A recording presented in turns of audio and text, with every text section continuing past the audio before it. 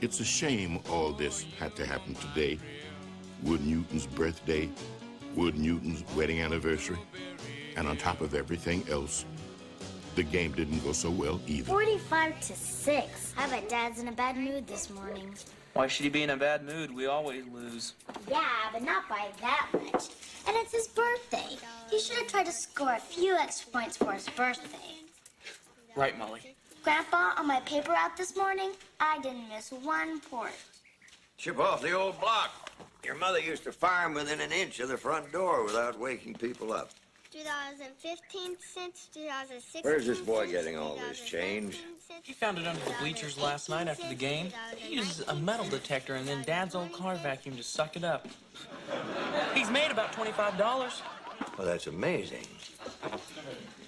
Boy, I cannot believe this picture of Daddy in the lovely Fontana. Grandpa, did you put this in the papers? I certainly did not. That was a sports editor. Sure does have a big-looking chest. What do you know about big-looking chests? Not very much.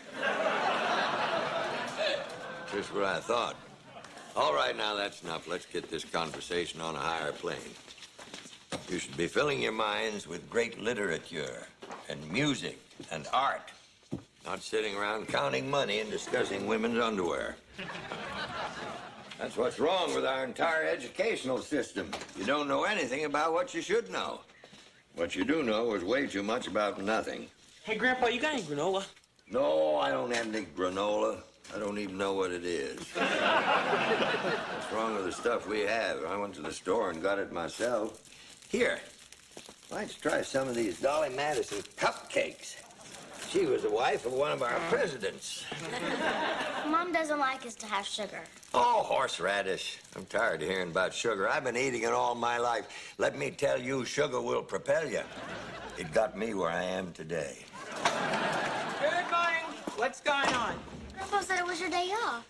I thought you were going for your dialysis. Oh, I already had that this week. You see how much you listen? I cannot believe that you have on that raggedy old shirt again. I swear I'm gonna throw that thing out. This is a good shirt. This is my Saturday shirt. You leave this shirt alone. Oh, you've got that ball, now really go, hey. No, Oliver, don't you track up my carport with that dirty old wagon. Hey, Mr. Evan, do you want me to take extra papers downtown today? With that picture of Coach, I bet they go like hotcakes. No, just the usual amount, Nub. Okie doke. Hey, Nub, how long did your route take you this morning? About 12 minutes. See you, girlie. Boy, that's fast. Could that be true? Could be. He's riding on a chariot of fire. Miss Francis, who is that present for? Oh, this is just a little something for your mom and daddy's anniversary, darling. Why do we have to stay here every anniversary? Because I like to have breakfast in bed and be alone. So they can kiss and hug. I don't like the way you kids talk. I bet they're kissing right now. Did you deliver a paper out there this morning? Yes, ma'am. I'll bet they're not. The next time your wife is running for prosecuting attorney, and one of the key campaign issues is whether or not she is serious about closing down a stripper who violates city zoning laws, I think it would be real smart of you not to get your picture in the paper with said stripper. Okay? I didn't have any control over that. The woman was doing 90 miles an hour. She practically knocked me down. Besides, she's top-heavy. And I also think that since, number one, you are my husband, and number two, the election's in 4 weeks, and number three, it is against the law to jog around town without your clothes on, that it was at best inappropriate for you to say, and I quote, "She certainly hasn't hurt attendance any. Considering the score, I was pretty glad to see her coming down the track." Do you really think that was a helpful remark? Might have been a little flip. The truth is, you don't want me to be prosecuting attorney, do Ava, you? we've been through all this. I'm a football coach in the state of Arkansas, and I have not won a game in 2.5 years. Every nice person in this town hates me.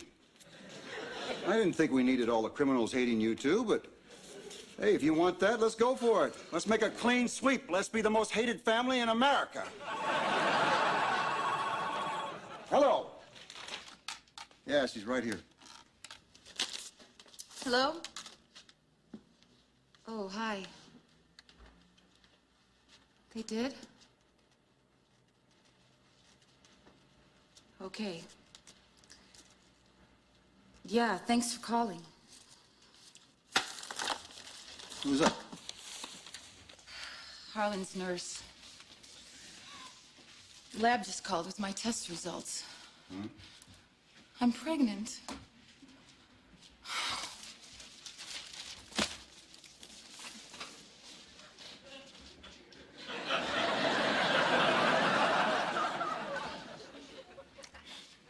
That's impossible. You couldn't possibly be pregnant. Honey, you couldn't possibly be pregnant. Why does this have to happen now? Just when I finally get Will into kindergarten and I'm trying to start this whole new career. You did this on purpose. Let me remind you of something, okay? I had a vasectomy. A vasectomy? How could you possibly be pregnant? I was just about to ask you the same thing. Come on! I'm the guy that put up the posters. I had my tubes tied, remember? I did it all for you. What are you mad at me for? How do I know you had a vasectomy? What? I don't know. Maybe you conveniently forgot. Forgot? Oh, yeah, I forgot. I forgot lying there with my pants pulled down and 4 people standing over me laughing and talking. I forgot about the 10-inch knife and the needle the size of a basketball pump. It'd be easy to forget, you know? You could forget that as easy as being circumcised at a pep rally. Stop screaming. I am not screaming. You want to hear screaming? This is screaming. I just can't believe it. A couple of hours ago, I was sleeping peacefully in this bed. And now, here I am pregnant, and you're on the front page of the newspaper supporting the lovely Fontana. You are not pregnant. I'm not. What are you talking about? I don't support her. I don't even know her. I don't even like her.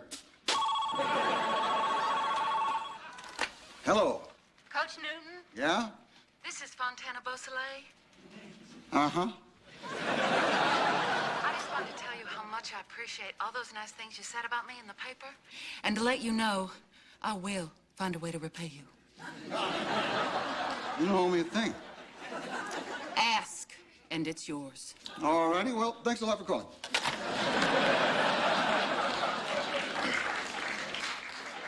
Who was that? Just business. Look, I don't understand why you took a pregnancy test when you know you can't get pregnant. It was just a feeling. You said it yourself, I looked chubby. Chubby? No, I never said chubby. I said voluptuous. You always look voluptuous to me. Come on, don't cry. I hate it when you cry. You almost never cry. Who's that? I don't know. The way things are going, I would say it's someone here to rob us and strip us and leave us for dead. Now, when he gets here, I'll do the talking, Mr. Stiles. He's probably going to be expecting someone with a little more experience, but we'll convince him you're the one. Okay. Hi, Margaret. What are you doing here? Well, in case you forgot, I am your principal, and you asked me to let you know when the money came through for an assistant coach.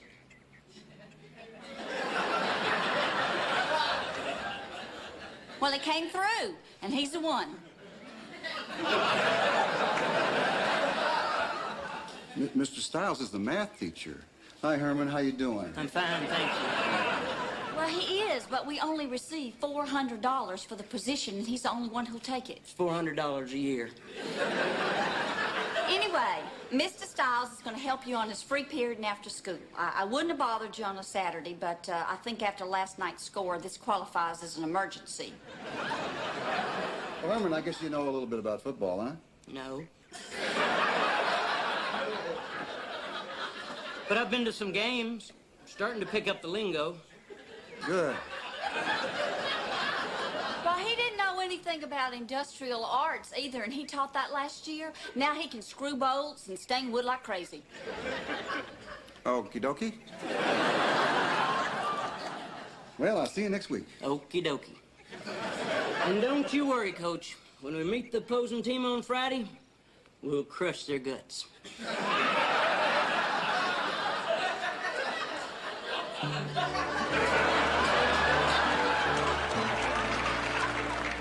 Okay.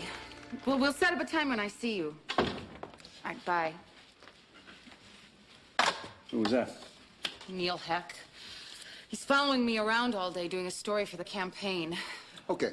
I'm gonna call Harlan right now, get this whole thing straightened out. Wood. What? I've had 3 children. I know I'm pregnant. If Harlan gave you a vasectomy, then obviously it didn't work. I'm gonna kill that guy. 40 years I've been going fishing with him. He never could tie a knot. All right, that's coming out of the wall. Say goodbye to the phone. Say goodbye. Hello. Wood, Newton. Yes?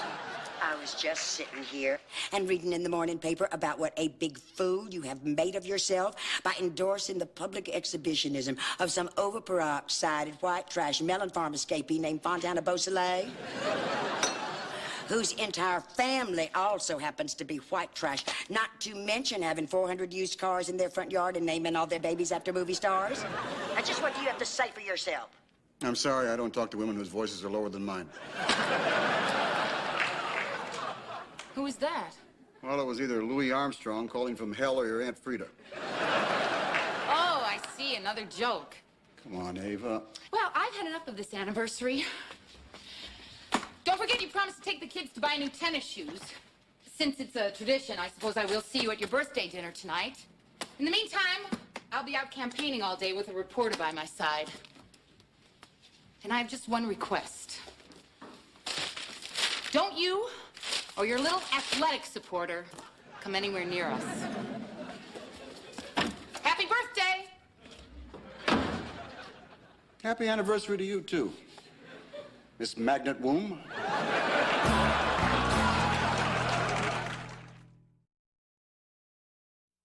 What's wrong with you, boy? Of course I gave you a vasectomy, and a damn good one, too. When you tied the knot, how tight did you tie it? I tied it plenty tight, just like I tie all of them. You know what you need to do? You need to relax. Come out to Tara this weekend. Merlene's got all new paint on the front porch columns. Color called white linen. Looks like $1 million bucks. I don't want to come out to Tara. I want to know what you did to the lower half of my body. I tied your tubes, boy. You may be virile, but you're not that virile. Hey, you know what to do when a pit bull falls in love with your leg? Huh? Act interested.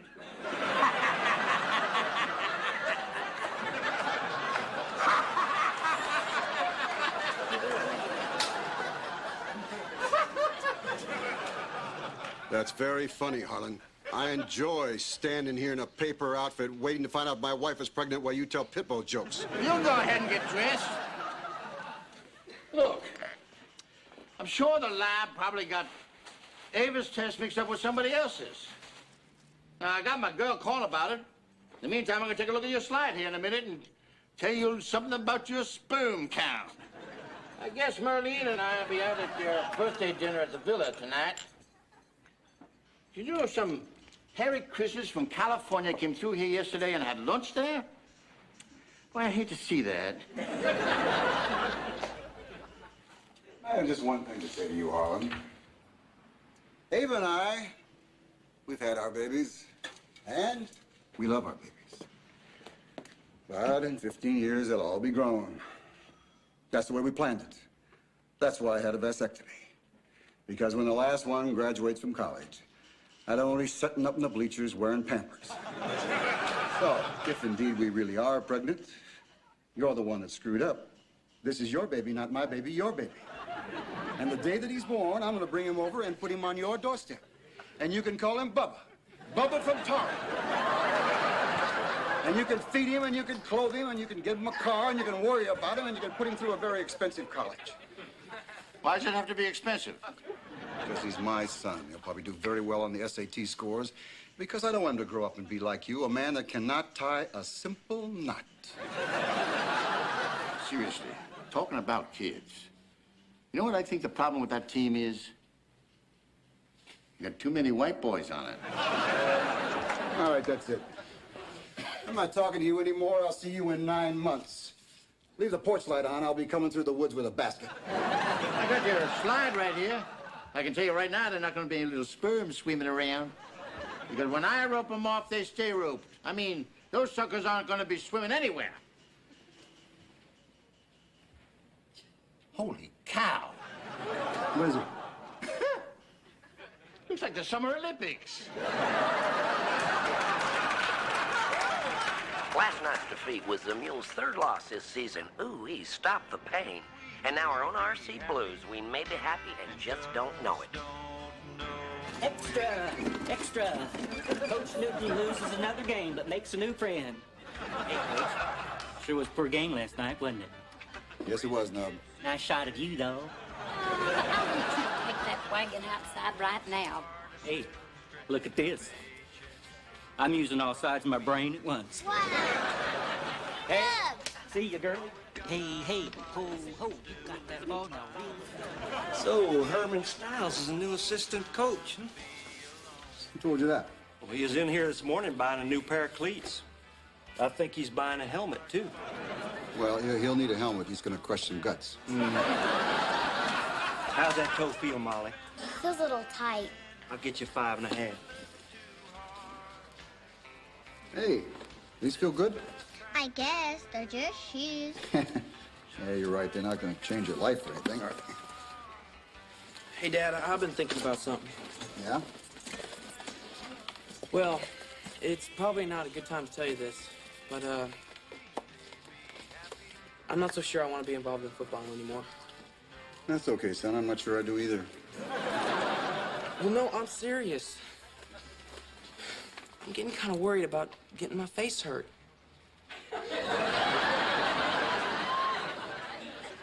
You worried about your face? Yeah, since I'm in drama and everything, the more I'm in it, the more I think I'd like to be rich and famous, like a movie star.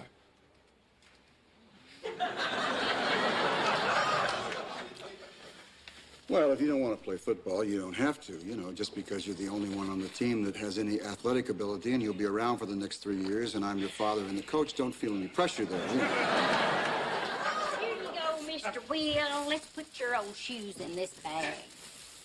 There you go. You're welcome. He's so cute, I hate to get him in trouble. But did you know he was under the bleachers last night with some kind of suction device trying to get money out of people's pockets? Is that true? Only tried on one person, and it didn't work. You and I are going to have a talk on the way home. Okay, you can talk to me anytime you want. Well, thank you, son. It's nice to know your door is always open. Daddy, I've decided to get these cheaper shoes since it's your birthday.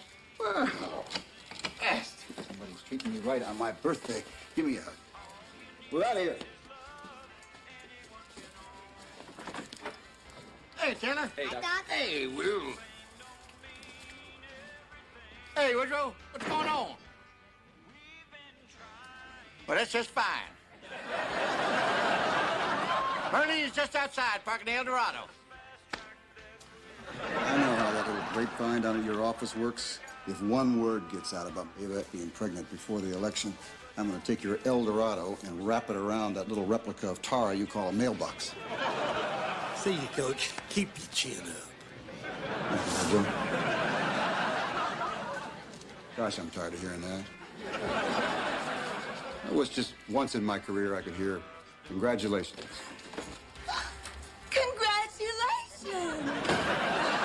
And happy, happy baby!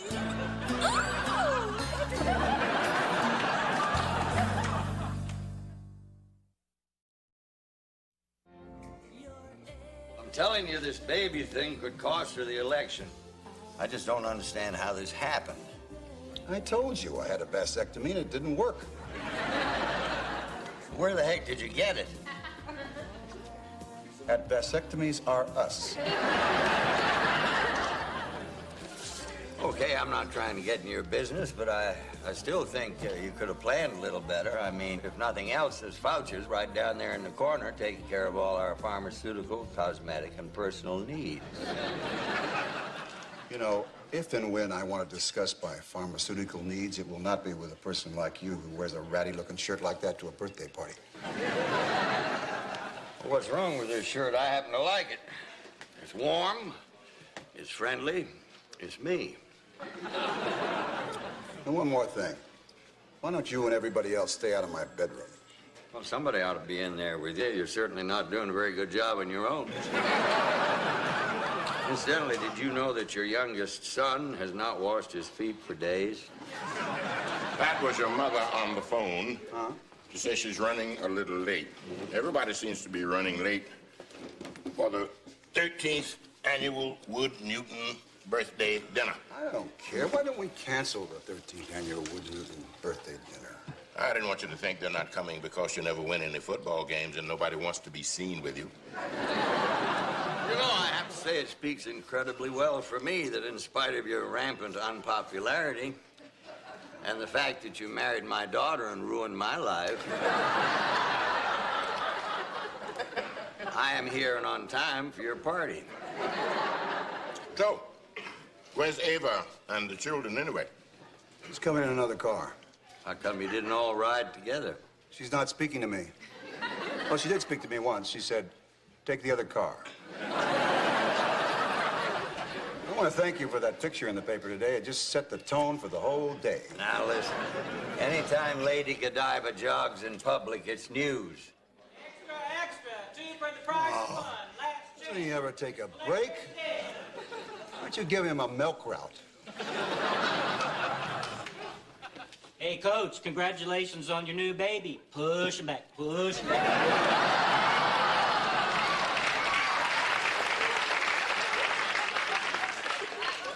I thought that was supposed to be a secret.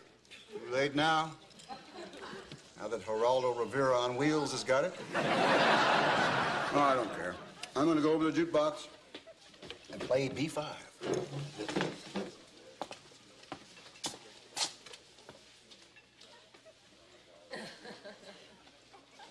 Milli Vanilli.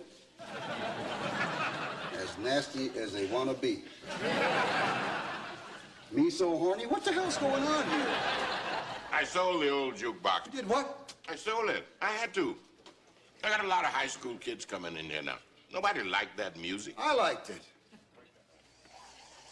I liked it. You sold Blueberry Hill? I come in here every day. I pay my taxes. I don't need Milli Vanilli, I Want to Be Nasty, and Me So Horny in my life. Wood, I'm a businessman. I got to go along with the new stuff that the kids like Madonna. I don't believe it. Shop around. Deep Purple. The Duke of Earl. That was my youth. I didn't think my birthday could get any worse, but... You know, it's like a snowball going downhill, you know, collecting crud and slime. It's kind of metaphysical, like a bad moon rising. My wife isn't speaking to me. I got a football team that can't play football. I got an assistant coach that stains wood. I got a son who doesn't want to get his face hurt. I got another son whose feet stink and he sucks money out of people's pockets. A friend that gave me a gimp vasectomy and a naked woman stalking me all over town. I think I'll just go home and get under the bed. Well, it's a little late for that. If you'd been under your bed, we wouldn't be in the shape we're in today. Well, now, look. At least the worst is over. Wood Newton. Maybe not. I am so mad at you. I almost didn't bother to come here tonight, except I did not want to upset my darling Ava. Number one, you hung up on me this morning. And number two, I have to tell you right now, no matter how much I love your children, there is no way I'm going to be able to babysit this new baby. Frida, you have never babysat for us. Well, then I must have been traveling. Anyway, I was deeply hurt. I had to find out about this pregnancy from Imogene Eichert. You know Imogene is like CNN, always bringing the world into your living room.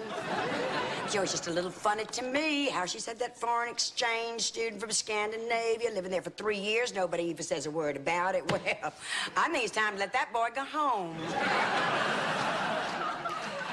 Here's your birthday present. It's a copy of North Dallas 40. I didn't know what else to get you. I think you gave me North Dallas 40 last year. I don't know what you like to read. Oh, I like to read this over and over. You know, you're lucky I got you anything at all. Ava could have been Attorney General of Arkansas someday, but I guess you're just gonna keep her pregnant till she's too old to run for that office. Don't you be grinning at me. I know how you are around her every day. It's just, gotta have me some of that.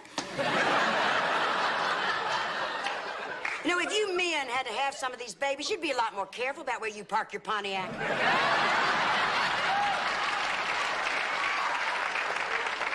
You know, Frida, sometimes you really hurt our feelings. We're very sensitive about our cars.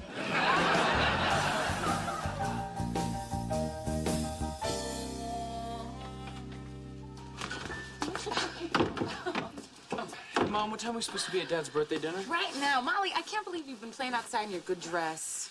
We were building a treehouse for Scout. Who's Scout? It's a new baby. We named her after the girl in To Kill a Mockingbird.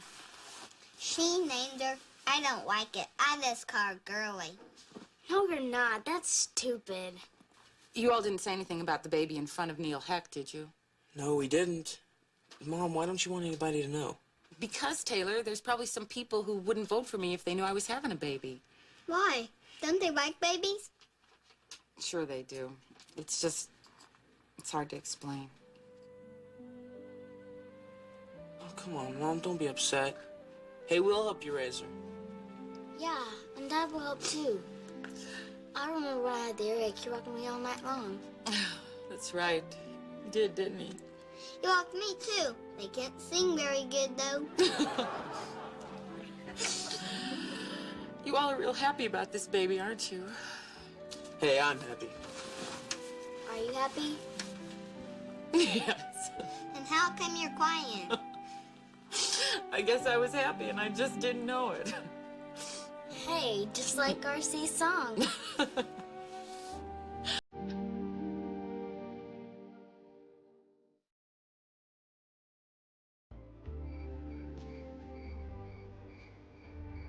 Hey, old buddy. After the gals go home tonight, we're gonna have us a little stag birthday drink, just us fellas, huh? Got something that's gonna cheer you up. Is that a refund? This guy's killing me. No kidding now. The gals and the children gotta be out of here by 10 o'clock. I don't want any more surprises from you, Mr. Scalpelmeister. You're gonna love it. Hello, everybody. Oh, hi, Mom. Oh, Molly. Don't say anything to my mother about the baby. I want to be the one who tells her, okay? Happy birthday, Woodrow. Oh, thank you, Mom. Oh, son, I'm so pleased about the new baby. I heard it from one of Dr. Elridge's nurses in Fouch's when I was getting my medicine refilled. Evening, y'all. Whoa, whoa, look who's here. How the heck are you, RC? Just fine, Mr. Evans. Hey, nephew. What's going on, huh? Nothing much, Uncle Pounder. Hey, Coach. Happy birthday. Oh, hey, RC. What you doing here? Well, here to bail you out. They called me to come back and play for you. It's the best news I had all day. Speaking of football, somebody says that Herman Stiles is a new assistant football coach. And now he runs around with a little canteen filled with Gatorade. Herman Stiles couldn't I'm coach. gonna call home and see if Ava's all right. She called. Said she's on her way. You know, Coach seems a little down. Is he upset about the game last night? Nah, he'll be all right. He's got those over the hill, my wife's off the pill, and my vasectomy didn't take blues.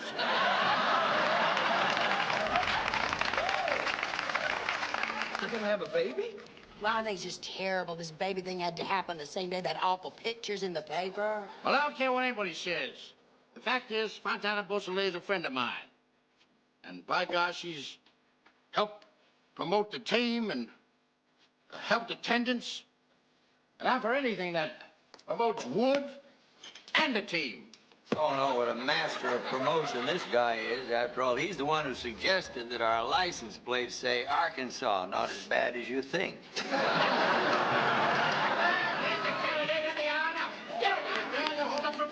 Oh, I'm sorry, I have to speak to the JC teeth and they ran late. Would you look at this boy's profile? It's just like mine. We ought to just put him on a float driving through town every Saturday. I wish you would talk to him like that. It makes it so much tougher for me to get him to stick his face in a 300-pound tackle's groin. I'm sure Neil has heard about the baby by now. I think I'll go over and do a little damage control. Okay. Look at this. I'm using all sides of my brains at once. He's been spending some quality time with Nut. Carolyn, Hi. you feeling? I'm fine. Neil, why don't you go on home? You've hounded this lady long enough for one day. What'd your mother say when you told her about the treehouse? She cried. She did? Miss Pauline,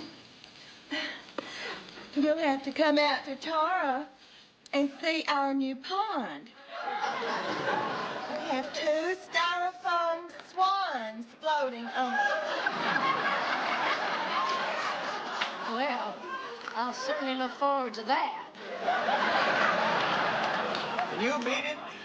Everybody in this town knows about this baby, but my reporter, this guy hasn't got a clue. I don't know whether to be relieved or depressed. I wouldn't worry about it. Don't feel too bad, Coach. Can't build a team if you ain't got the players. Keep your chin up. Did you see what one of them Harry Christians left here? You know, it's amazing to me that anybody could be happy just running around, chanting and banging a tambourine all day. You would think they would want to get some other instruments and form a band. All right, everybody, you got hot rib plates coming through. Ponder's pride and joy. Sharpen your dentures, get your elbows off the table. We gotta get the show on the road, get the ladies and the little ones on out of here. Harlan, why are you so anxious to get rid of us? Now, you wouldn't understand, Merlene. It's a little surprise for Wood and the guys. Even if Ava wasn't running against Jim Guy Puckett, I still wouldn't vote for him because he's a wimp. And you have heard the rumor he had to have a spine implant. Neil, I hope you realize my aunt is given to exaggerated hyperbole for the sake of entertainment. Besides that, Jim Guy Puckett is a friend of mine. Oh, Harlan, everybody's a friend of yours, from Tammy Faye Baker's personal secretary to some fool you met on a jungle boat at Pirates of the Caribbean. You know, Frida, in a world of pork and beans, I think you might be missing a couple of gristle cubes. Well, before we begin our annual food fight, I'd like to make a toast. All right, everybody. Birthday boy wants to make a speech. Make it quick. As you all know, it's my birthday, but it's also Ava and my anniversary. Haven't done much celebrating yet, but we'll get started now with an announcement to Neil Heck, who seems to be the only person in this town that doesn't know that we're expecting our 4th child. Buddy tonight has been talking about keeping it a secret until after the election, but that's not our style. Besides, it's too late anyway. The truth is that Ava and I are really proud we're having this baby. I'm glad you're writing this down, Neil, because I want everyone in this town to understand that when Taylor was born, I was playing professional football. Ava was busy trying to track down a job and move us through a blizzard to Pittsburgh. When Molly Dean was born, she was busy taking care of a 5-year-old, working part-time, and graduating 2nd in her class at law school. And when our last son, Will, was born, it was almost on an island in the middle of the Washita River because she was there with 16 little girls going camping. So I don't want to hear anything about a mother of 4 or a pregnant woman not being able to do a man's job. I think my wife has proven that there is no such thing as a man's job. So when Election Day rolls around 4 weeks from now, I'll be the first person standing in line to cast my vote for Ava Evans Newton, the first female prosecuting attorney of Evening Shade, Arkansas. And I'll be just as proud of that as I am to be the guy that gets to take her home. Happy anniversary, sweetheart.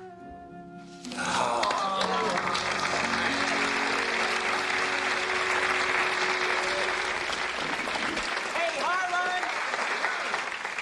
You know that Fontana woman who's supposed to be inside a birthday cake that you give me $10 to be on the lookout for?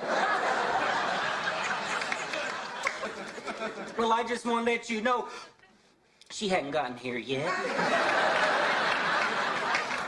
Thank you, nub. Ava look beautiful tonight? Ava always looks beautiful. And man, you are one lucky son of a gun. That Miss Fontana, whatever her name, has never showed up. You know, Fonda, the older I get, the less I understand about anything. I mean, how could I, Wood Newton, have a son that would rather be a movie star than play football? I don't understand it. I'm confused, too. Yeah? Confused about what? I'm confused about fiber.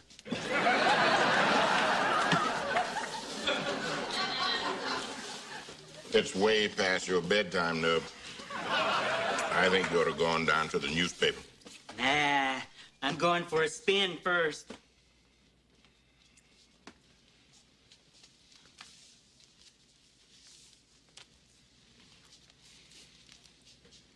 Happy birthday, Coach. Nub, I can't take your money. I know, I was just letting you look at it. Play D5. Nub, Huh? B5 is gone. No, it's not. It's in the air. You just have to pick up the sound waves. Yeah. Or you could order it from a record store. You got it.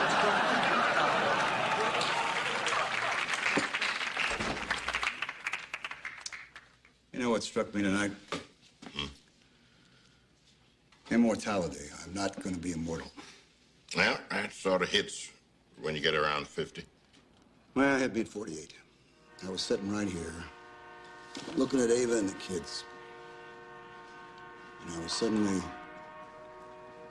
incredibly grateful that we were having this baby.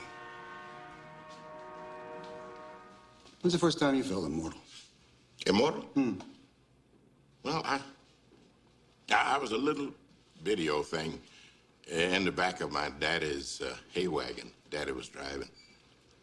And the sun was bright and hot, shining right in my eye. And I looked up, and I saw my daddy's big, broad shoulders moving in and blocking out the sun. And that's when I knew that I was gonna live forever. Yeah. Your daddy was a good man. My daddy was a good man, too. Yeah. When I was 17, you were the only one that would tell me he was dying. Go home, Wood. Somebody's waiting for you. Yeah.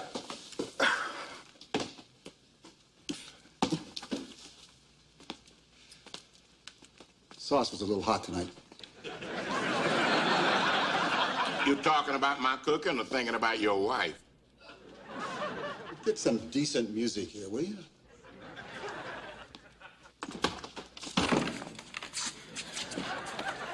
I just cannot believe this day. It has been a nightmare from beginning to end.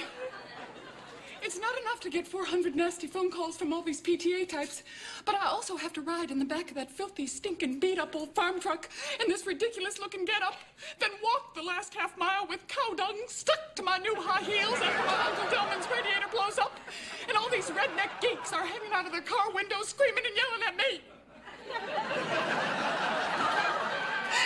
I mean, just because I'm a striptease artist doesn't mean I don't have any feelings. I know exactly how you feel. I've had the same kind of day. What happened here? Oh, one of my shingles fell off. Thank you. Where did you get this thing? Herman Stiles made it for me. He used to teach shop at the high school. I don't think she got on anything under that. You know, a jacket, you're probably freezing. I can't get it on. And now I don't have any way home. No. I'll give you a ride home. I can't fit inside a car. No, what are you doing back here? I forgot to tell Coach something. What is it? You know that lady that was supposed to be dressed like a cake? I never could find her. Thank you, Nub. I saw her outside, but I figured that was supposed to be a hat.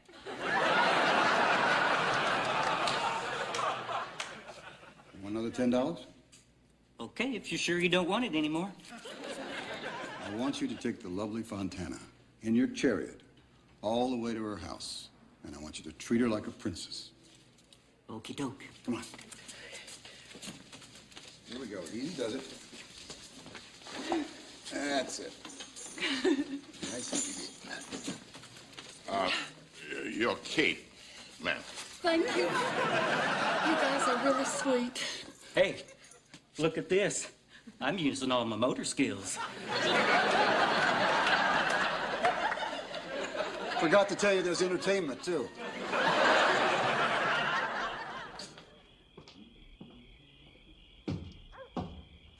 Did you know when you were the big football star in college and I was just a little newsboy? When you'd come home on vacation, I would purposely throw the newspaper at your window just for the thrill of waking you up. Boy, I'm glad to see you. What are you doing out here? Waiting for my husband.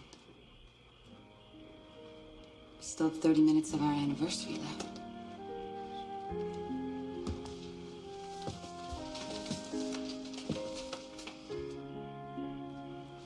Not bad anymore.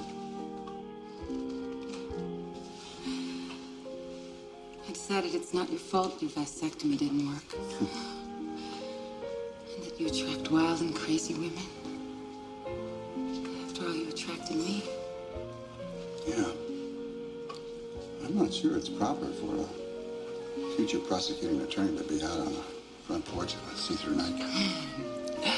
Well, I can't let Fontana Beausoleil have all the fun.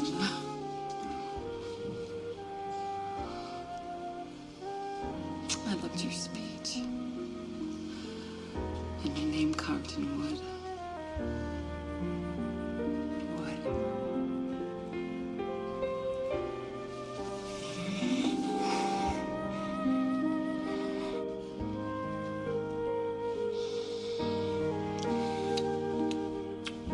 I think this is how we got in trouble in the first place.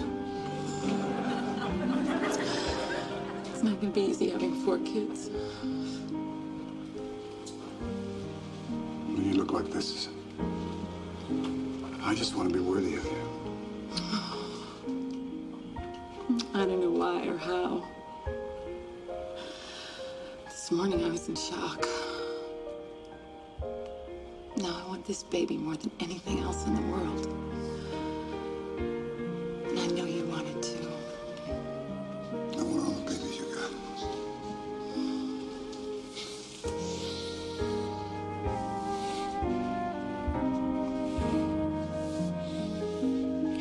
Can we go inside now?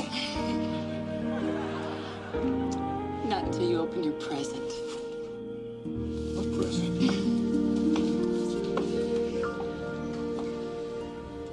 couldn't get through the front door.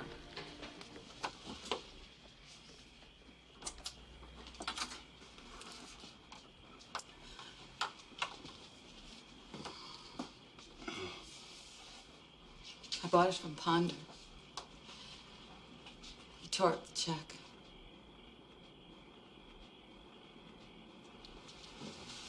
You don't have to say it. You don't have to say anything at all.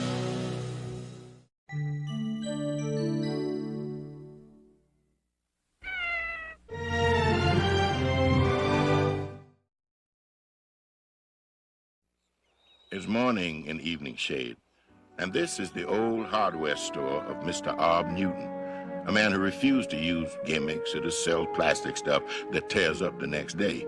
Instead, he sold wheelbarrows and hammers and garden gloves, things that people really need. In a world of whiny, neurotic, self-indulgent people, Mr. Ob shone like a booster rocket. Lots of folks around here still miss him, but this week, the 30th anniversary of his death, he will be mostly and quietly remembered by one person, and that person is his son. Dad, would you listen to this? Dad. Oh, I'm sorry, honey, what is it? He's supposed to make up a fable that has a moral to it. A fable? Isn't he a little young for a fable? He's gifted. Yeah, I keep forgetting. There's a boy named Will. His mother bought him some pants up pennies. He went to recess, he tore the pants up, and he got in trouble. What's the lesson? Don't buy pants up pennies. Sounds good to me. Want to go help your brother bring that stuff over here? Dad, Uh-huh. would you buy me a bra? Oh, honey, you're just a little girl. I don't want you to wear a bra yet. You know that little undershirt you wear? I'd like you to wear that the rest of your life. Daddy. Sorry, Dad, they're out of sweetener. You want me to go next door to Stop and Go? No, I'll just have it black. All right, well, this is mine. I had the Kiss Sunrise sandwich. I knew it. It's a dinosaur. I've already got a dinosaur. I gotta ring the clothes. That's what I wanted. How come I couldn't add that box? Because that's the way life is. Sometimes you get the wrong box, you know? You got to be a good sport about it. When's Mom supposed to debate on the radio? 7:30. Hey, Dad, you know what I was thinking about? No, what? Well, what if Mom gets elected prosecuting attorney and, say, after I get my driver's license, I get arrested for something? Would Mom prosecute her own son? Yes, she would. Your mother has a very high sense of morality, and she would never show favoritism. As a matter of fact, once she's elected, if any of you do anything wrong, you'll all go to prison.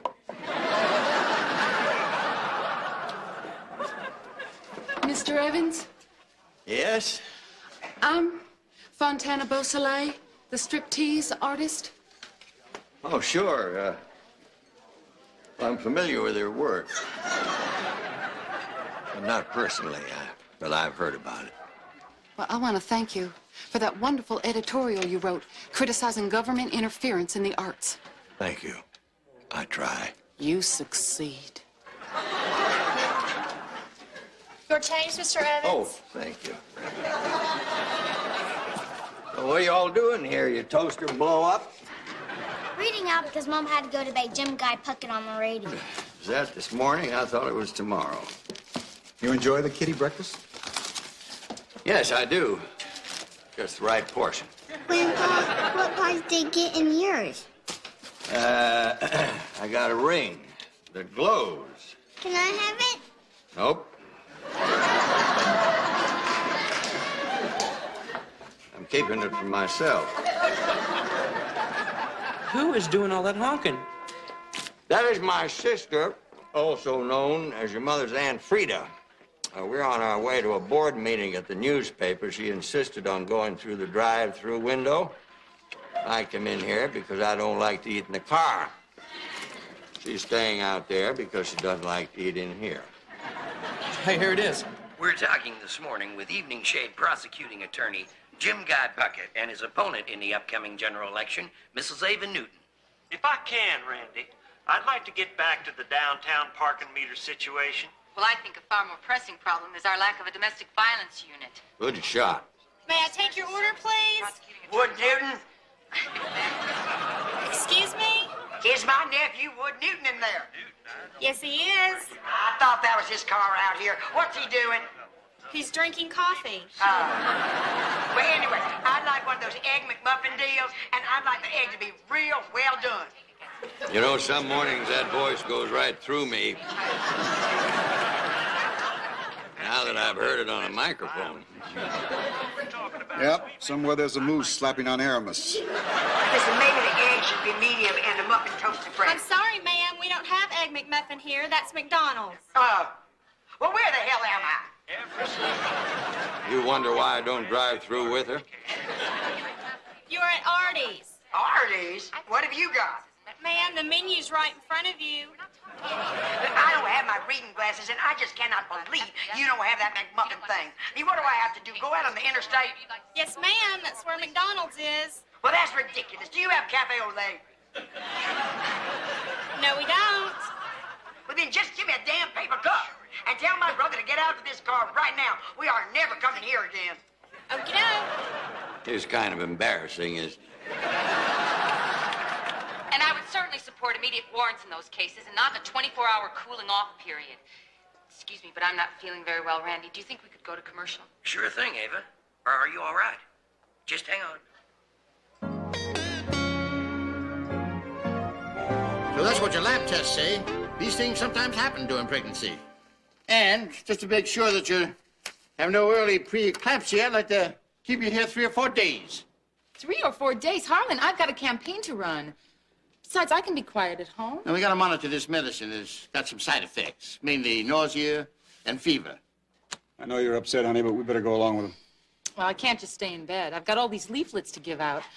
I'm supposed to be at the mall tonight and at Smiley's compost plant at 6 in the morning. We'll hand out the leaflets for you. That's right. I'll take some to the mall. I was going out there anyway to return some midget pantyhose. I guess that leaves me with the compost. I'm just going to tell you one thing, Wood Newton. Don't you do like you did that time Ava came up here, her toe was getting operated on, and you tried to sneak right into bed with her.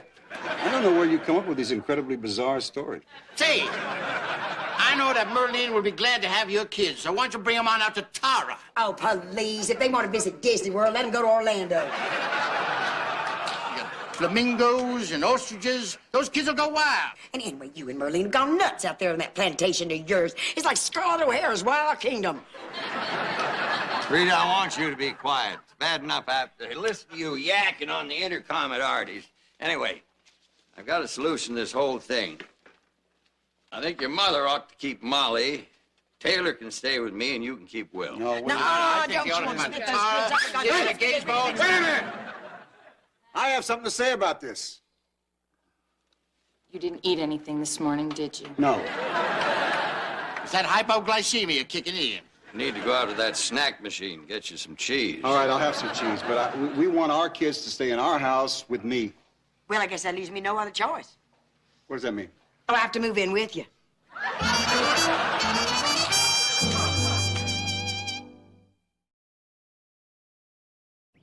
Man, I can't believe all the food people keep bringing here.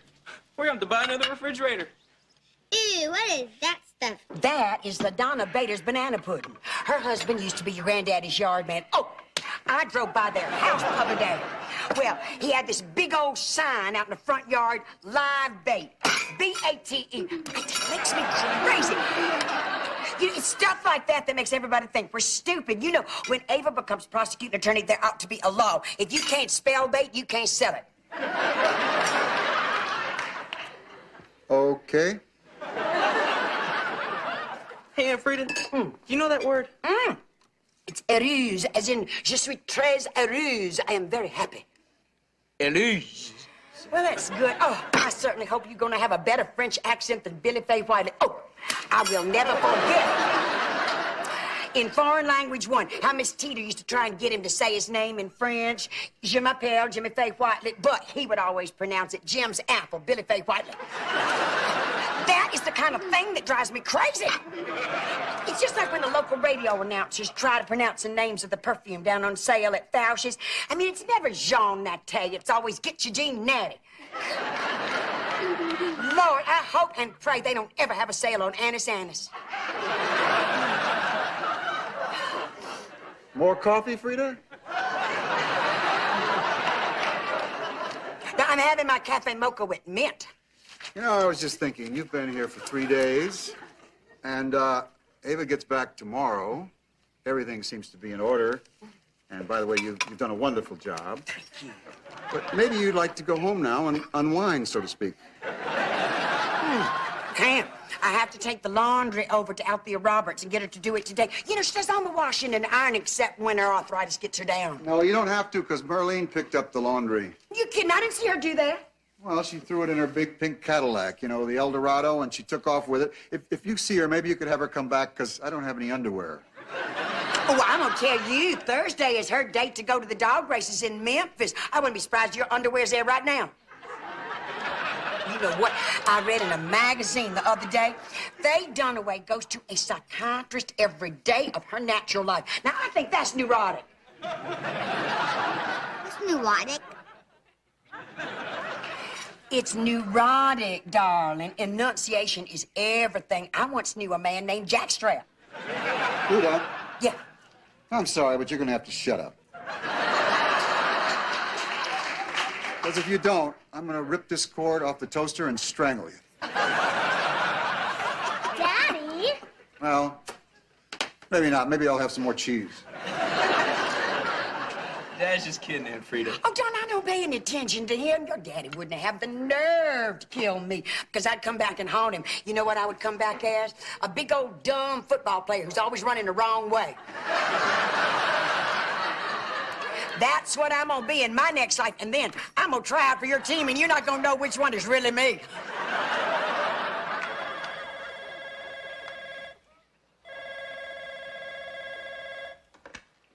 Hello? Hi. Oh, hi. How you feeling? I'm okay. Wood, is this peignoir you bought me for Valentine's Day the best you could find in my pajama drawer? Well, I like it. I like you in red. What's wrong with it? Nothing. I'm just afraid the nurses are going to think I have another business on the side. I miss you. I miss you, too. I know you can't say anything, but I'm sure by now Frida's driving you crazy, right?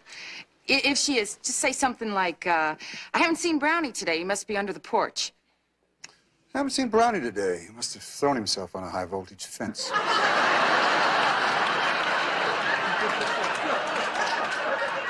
That bad, huh? You ought to get some rest. Okay. I love you, kid. I love you, too. Bye. Good morning. Morning. Just came by to make sure you're all still standing. I didn't see any smoke signals during the night. Oh, I was up. I watched that movie, The Two Miss Grenvilles with Anne Margaret. Boy, she has stood up well. Oh, look at the time. If your daddy's not going in till 10, I'm going to have to take you to school. Come on, I'm just going to get my purse. Come on, guys. I want her out of here. She's driving me insane.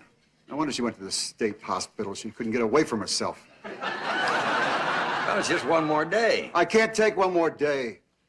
I can't listen to that voice for one more minute. I'd rather take a spike and drive it right through my crotch. Don't tell me about her. I grew up with her. We were the first people in town to get an air conditioner just because it drowned out some of the noise. It starts in the morning and it goes till we go to bed. She never stops. Look, I don't care why Secretary of State James Baker wears the same green tie every day. And I don't want to know who was the guest host on The Tonight Show last night. And I sure don't care about Lodi Hickman's brother, who went off and joined the revolution in South America and spent the whole time in a bar drinking beer all day long, so much so that when he came home, he looked like a big old pie wagon. I don't care. You need to get a hold of yourself. I know. I don't know who to turn to. I tell you, you know that in the South, when you say to somebody, you know, y'all spend the night tonight, we don't mean it. Nobody ever stays. But you can get right up in her face and say, I don't want you here anymore. She doesn't move. I can see you're right on the edge here. Look, I have been her brother for over half a century, and I'm going to tell you something about her. You can't best her, you can't out-talk her, you can't outdo her. She's kind of like Frankenstein. She just keeps moving at you. Now, you just might as well give up. Well, thank you for those inspirational words. Maybe you'd like to give a pep talk to my football team at halftime. Grandpa, would you read my fable? It's a fable that he has to have at school. Read your fable. My grandpa's old yard man sold bait, but he spelled it wrong on the sign. No people bought any. Here's the lesson. If you can't spell bait, don't sell it. That's pretty good. I like that. But he's gifted. He takes after our side. Listen, I just came by to tell you I won't be able to play poker here tonight. You're kidding. Why not? Well, it's the darndest thing. Your old friend Fontana Beausoleil called me up and asked me to dinner. What for? Well, I don't know, Frida. I guess she likes me. Let me get this straight. You would rather go out on a date than play poker with Ponder and Harlan and I? That's correct. I don't want to hurt your feelings, but you guys are really not quite as fascinating to me as you may have previously imagined. Well, I think you should have as much fun in life as you can while you're here, because 30 years after you're gone, nobody will remember. Let me tell you, you don't have to worry about your game. Once again, the fates have smiled on you. Why is that? I play poker.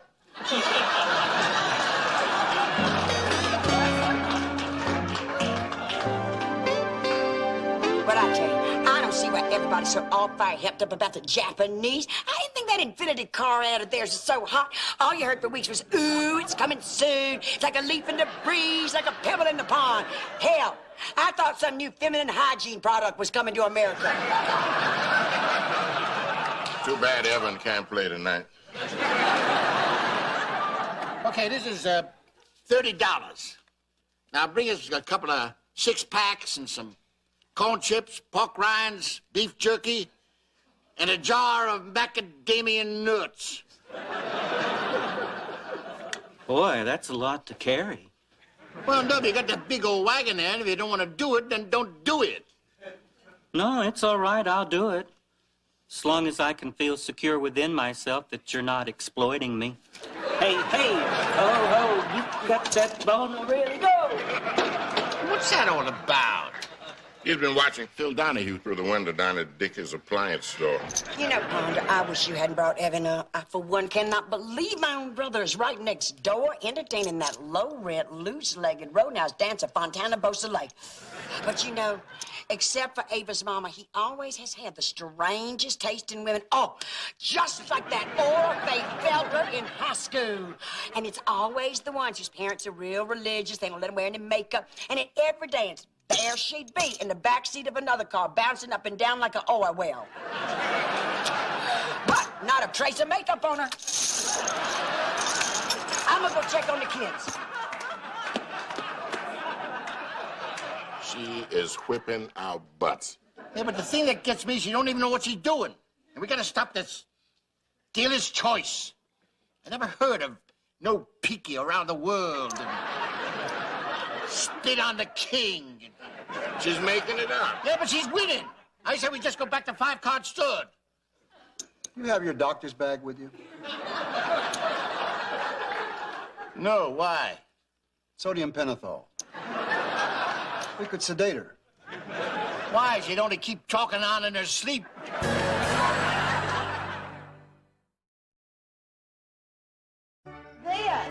This is your laundry, all pressed and folded.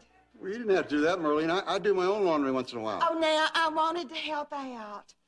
Anyway, I just love to press things. You are going to think I'm crazy, but I even pressed the little flap on your boxer shorts. I hope that wasn't too personal. I mean, for crying out loud, we're trying to have a game of cards here. You doesn't give a damn whether you press the flap in his boxer shorts. Well, I am sorry, Harlan. I was just trying to be nice. I know, honey cakes, but we're trying to play poker, and sometimes you just say things that are not pertinent. Well, can you beat that? And this from a man whose main topic of dinner conversation for the last 40 years has been asking people if their meat's tender. Where are my kids? Well, Taylor's upstairs and the two little ones over next door spying on their granddaddy. I don't want them to do that. You just keep out of it. They're working for me now. I think you also know that none of us is going to get excited about putting one card on our foreheads again. Let me just ask you something. Is it true what they say about all black men? Yeah. Frida, there's something about you that's not right. Frida, you're never gonna believe it. We peeked in the window, and then Grandpa and that lady were dancing real close, and she had on that ring that glowed. Oh, my Lord, he's lost his mind. Well, whatever it is, we gonna have it annulled. Ask me, Merlene.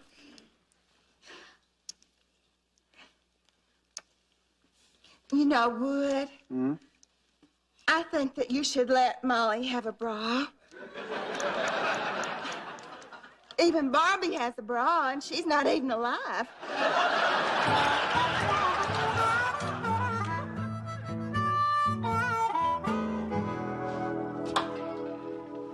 Hey, Dwayne. Well, hey, Coach. I got you some flowers. I'm sorry it's so late, but we're running behind tonight. Where are they from? They're from Ava. Ava? Oh, my gosh, Coach. I'm sorry. These are supposed to go to the cemetery. They're for your dad, Mr. Hobb. That's all right. I'll take them. Thank you. Okay, I appreciate it. I'm sorry, Coach. That's all right. You have a nice evening, okay? You too.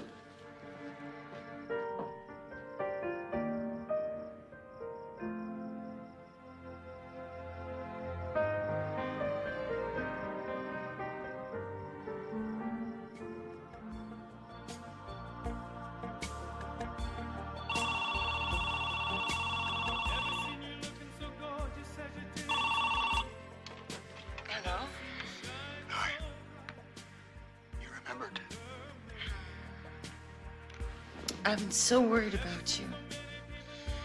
Did you go to the cemetery?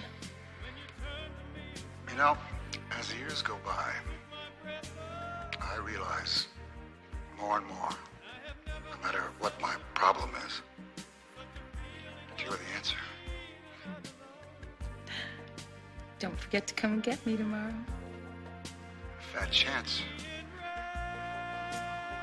I love you. Good night. Good night.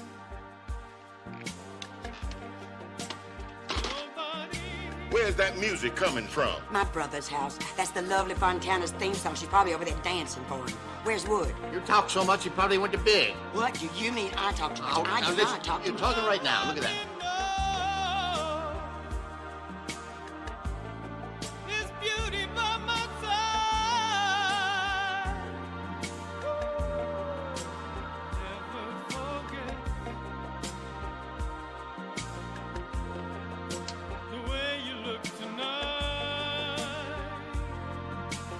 And so we're given another fable. There once was a boy named Wood who lost his father at 17. He grew up and married a beautiful girl with bright red hair. His daddy never saw all the touchdowns he made, but she did. And somehow it was almost as good.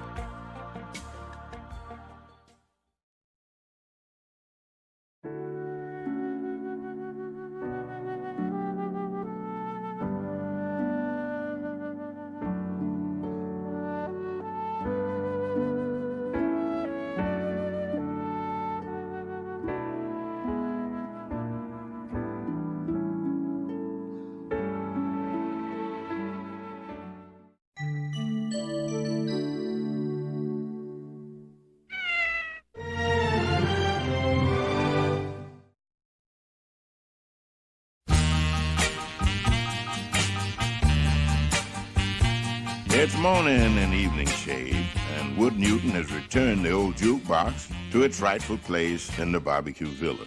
Wood's wife, Ava, is still managing her part-time law practice and her campaign for prosecuting attorney in between bouts of morning sickness. The leaves are finally starting to change around here, but the football team hasn't. They remain 0-4 for the season, and now Wood Newton has to deal with a new kind of game, this one from his past. My client has no problem with the extradition. The bludgeoning with the hammer is fine, but we're a little confused about the missing thumb that was found in the freezer. Is that part of the indictment? I'm surprised you're still here. I figured you'd be out and about with that camera crew from the Sports Network. Isn't today the day that they're going to film that story about you? Yes, but I'm not going to be out and about with anybody. To tell you the truth, I'm kind of embarrassed about the whole thing. Well, I can't imagine that it would be any more embarrassing than losing a football game before 5,000 people every Friday night. Thank you. I never thought of it that way. No. No, if he bit it off, that's a little different charge than if he cut it off. Dad, would you ask Mom again about getting my music to Float, Float, Soft Little Cloudlet? No, you ask her. I'm afraid of her. And when did you find this? Where is that music coming from? Taylor's record player. I'm playing that one for days. The words keep bouncing around in my head. Even when I'm driving to work, you know? Good morning. Morning. Those guys from the Sports Network here yet? Not yet. Are you nervous? No. In order to be nervous, you have to have a functioning nervous system. You blew mine out with that music. Oh, sorry. All right, Henry, thanks for your help. You know, Dad, if I were you, I'd be real excited. Out of the Record Book's a pretty cool show. Now, who are the other guys you said they were doing profiles of? Y. Tittle, Kyle Rote, Doak Walker. Well, it's for sure nobody's ever going to do a show on me because I haven't scored a touchdown in 3 weeks. Isn't that the one you lost 72-7? Yeah. Yes. Well, that's just what I needed. One more thing to do. Daddy, do you want some more coffee? No, thank you, dear. Sounds like you meet some interesting people in your work. No. They picked up this guy for speeding out on 167. Turns out he's wanted for murder in Texas. Also, I have interrogatories on the Bobby Lee Fetters case, and I have to make a tree costume for Will's school pageant. And bake cookies. They need cookies, too. That's the only way they can hold their audience at those things. Otherwise, people would just get up and leave as soon as their own kid was finished. Okay, make cookies. Try to find Float, Float, Soft Little Cloudlet. Right, look for Float, Float. And try to teach me a cartwheel. It's for a test in gym class. Honey, I was never very good at cartwheels. Of course not. Your father wouldn't spring for a teacher. Your daddy's the pro athlete in the family. Why don't you ask him? Would you, Dad? Yeah. Later, okay? Taylor, you want to take Will and get him ready for school. Make sure he wears the right clothes today. Your mother was very disturbed yesterday. He went to school in his Donald Duck slippers. Yeah, I know. The kindergarten has recess right outside my classroom. I could hear all the little kids squeezing his toes and making him quack. I don't understand why you have to come over here. I thought we got enough film at the house. Well, it's not going to hurt to show everybody where you hang out. I just want everybody to act natural. You don't have to worry about that. These people are very laid back. They're not exactly impressed with me. You know, I haven't won a game in 2.5 years. Well, right, and that's one of the angles I want to use. You know, how it feels to go from huge success to huge failure. Good. Hey, here's the man of the hour now. How you doing, you big made-up movie star? Hey, take a look at this. One's wearing rouge. I don't believe we've met. Dr. Harlan Eldridge. And this is the owner of this establishment, Mr. Ponder Blue. Hi, Steve Hamilton. I'm doing a story on Wood for the Sports Network. You don't have to tell us, boy. It's all over town. And you sure came to the right people. We've known Wood Newton all of his life, his entire history. His heartaches, his triumphs, his tragedies. And, of course, I got snapshots of it all. That's great. Evan Evans. So you're the, where are they now, fella? No, actually, the name of the show is Out of the Record Book. Ah, he knows that. This man here is the editor and publisher of our local newspaper, and also the father-in-law of Wood Newton. Well, I'd certainly like to get you on camera. I don't think Mr. Evans wants to be interviewed. Well, sure, I wouldn't mind. I could tell him some stories. Like the time he married my daughter when she was only 18 and ruined my life. Of course, that might not be appropriate. I don't know. This guy is such a kidder. Extra, extra, get your afternoon paper, evening edition, late-breaking stories. Hey, Nub, you want to do me a favor? Okie doke. Over to Hayes Music, pick up some sheet music for Molly. Oh, sure. What's it called? Float, float, soft little cloud. Float, float, soft little cloudlet. That's my favorite. I'll just have them put it on your bill. Did y'all see that? Here's one of the greatest ex-football players in America. And he still takes time out to buy his little girl a song about a cloudlet. I've been his close friend and his personal physician forever. They don't want to know about past infections. Oh, infection's my foot. I've got home movies of every high school football game this boy was ever in, including the state championship game against Jonesboro, where he earned the nickname Clutch Newton. Colin, is that right? You got a movie of that play? Well, to tell you the truth, I'd sort of forgotten I had it, but then I transferred all these old movies over to videotape. I just installed a new 35-inch TV and 14-function VCR up at Tara. Tara is a little mobile home where Harlan lives. They don't want to see any high school football movies. No. This might be real interesting background. What happened? Well, now, Evening Shade was playing in the state championship game, and the first time ever. 4 seconds on the clock. We needed 1 touchdown to win, and then to make a long story short, our hero there reached up and snagged a desperation sideline pass, stepped over the goal line just as the finishing gun went off. Boom!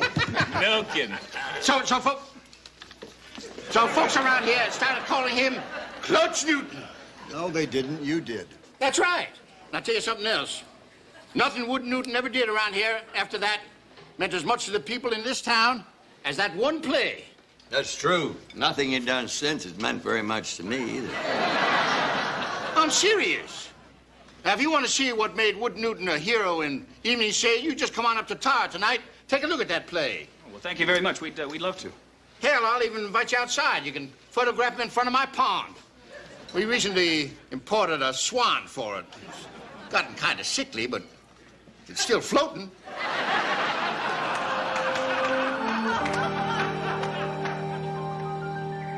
I bought this poster of Tom Selleck before I even knew who he was. I was pushing my shopping cart through Walmart's, and I saw it, and I thought to myself, Merlene, that is the best-looking man I've ever seen in my life. And it was only $1, so I picked it up and sent it out to Baptist Bookstore and got it framed. And this is an American Indian.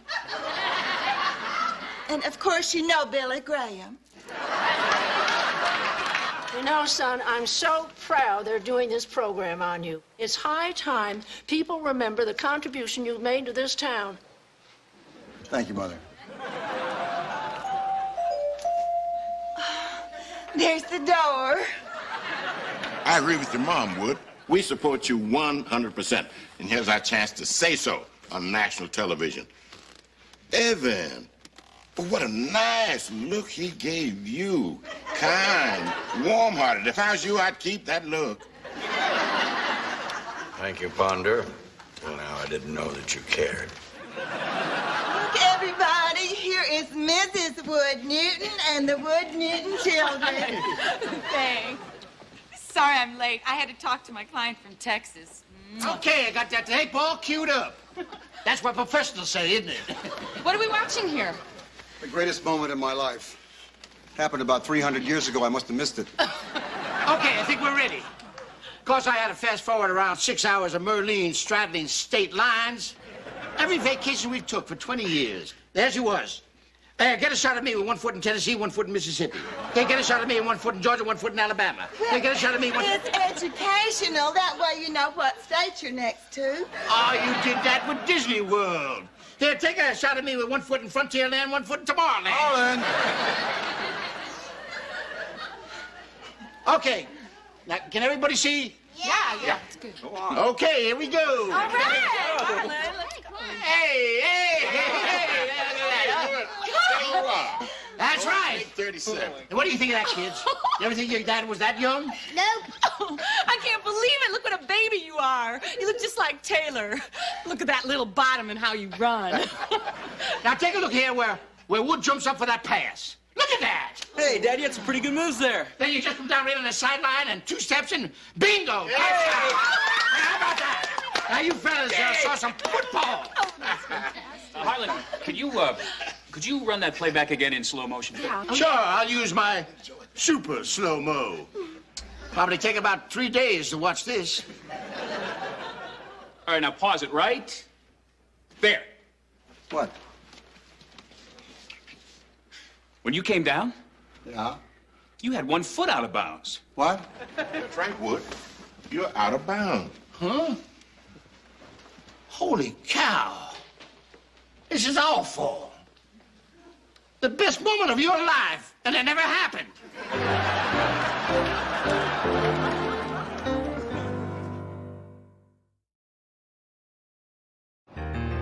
Now, I tell you, Coach, I mean, I ain't saying that I feel that way, but you know, there's some people that feel like this is the last straw. I mean, you know, it's one thing to lose every game this season, but to go back and start losing games from 30 years ago.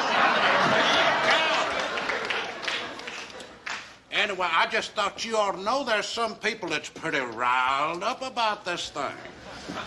Thank you for sharing that with me, Marion. I thought Ava was joining you for lunch. Oh, she's got morning sickness, which seems to last all day these days. Boy, I got to get home. I got to make a tree costume for Will. I'm going to bake some cookies, too. How can you even think about cookies at a time like this? People are devastated. Well, I don't see why. Honey, a lot of small-town legends turn out to be hollow at the core. Just like Fudd Redinger. You remember him, Ponder? You mean the guy that caught the 90-pound catfish in the Chamber of Commerce fish derby? Supposedly, except I happen to know that what he actually did was he went and he bought a catfish from an aquarium store in Little Rock, and then he fed it table scraps for a year. I mean, can you imagine anybody sinking so low just to win a stupid outboard motor and win a sweatshirt that says drink beer, have sex, and throw up?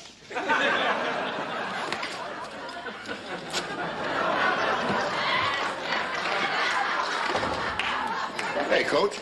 Yeah. You know, Mary's got a point. If Jonesboro asked for that pennant back, this could get real nasty, like the Civil War. Say, Wood, thanks a lot for everything. Oh, yeah, Steve. I'll see you around, huh? Now, you have that Kathy Lee Gifford send me one of those pictures. Just have it say, Harlan, I love you. I want you. Will do, Harlan. No, you go along doing stuff you think is going to be important. Something's going to mean something someday. It turns out that none of that stuff means as much as something you didn't even think much about. Yeah, I know what you mean. I used to have chitlins on the menu here for years. Nobody bought them, so I took them off. Everybody pitched a fit. This kind of place, they said, you got to have chitlins. Finally, I had to put them back on. Yeah, there's stupid plays exactly like that. I never knew that the state championship meant so much to the people in this town. Well, I, for one, am tired of hearing about it. It's ridiculous. I mean, what difference does it make? What this man did on one night 30 years ago, obviously, is a much bigger deal to everybody else here than it was to him. Look what he's done since. I mean, I don't keep up that much with football, but it's my understanding that he was honorable mention All-American one year and All-American the next, Southwest Conference Most Valuable Player, runner-up for the Heisman Trophy, Rookie Quarterback of the Year in the NFL, still is 4th ever in completed passes in the NFL record books, and single-handedly won the Eastern Division playoff game by completing 6 passes with 1 minute and 53 seconds left on the clock, and with 10 seconds left and no timeouts, he scored the winning touchdown on a quarterback keep with a broken collarbone. And grown men wept.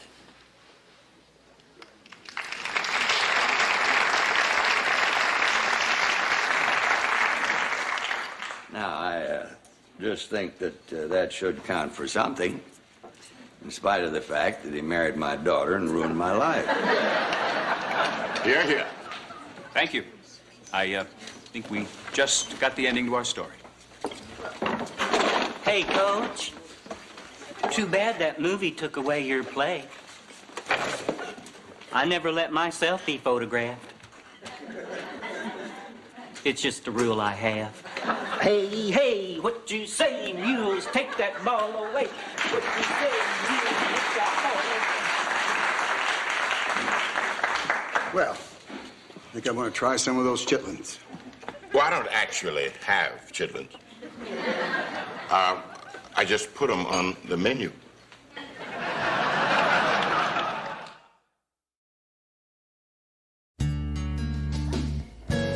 Merlene, with Ava feeling so bad, I'll never be able to thank you enough. You know, I don't know what Evan and I would have done if we had to tackle that machine alone. Oh, I'm thrilled to do it. I just love sewing.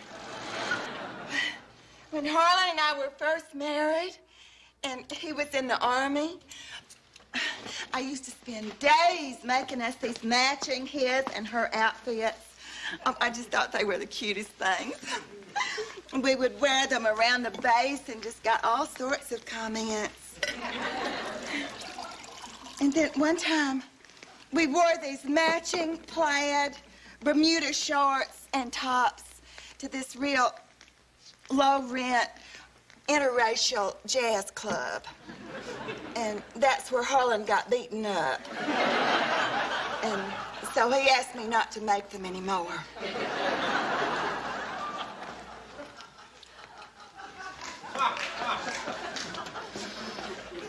I wouldn't pay much attention to that because, you know, plaid Bermuda shorts or not, I know lots of people that like to beat Harlan up. It was not bad. Needs more chocolate chips. Oh, not bad. Mm-hmm. Oh, well, I like to take criticism from a man that has Baby Ruths for lunch. You know, I can't understand making a kid as young as Will have such an elaborate getup just for some dinky little deal at school. I mean, what's wrong with a child just holding his arms out and saying he's a tree? I never heard such bitching and moan over having to cut out just a few leaves. I mean, and by the way, did you look at these leaves? They're no good. Well, horseradish, what do you know about leaves? You don't even keep your yard rake. I cannot believe that you all are fighting like this after that beautiful speech that Harlan told me that you made about Wood today. Oh, that was nothing. Well, I bet Wood didn't think it was nothing, did she?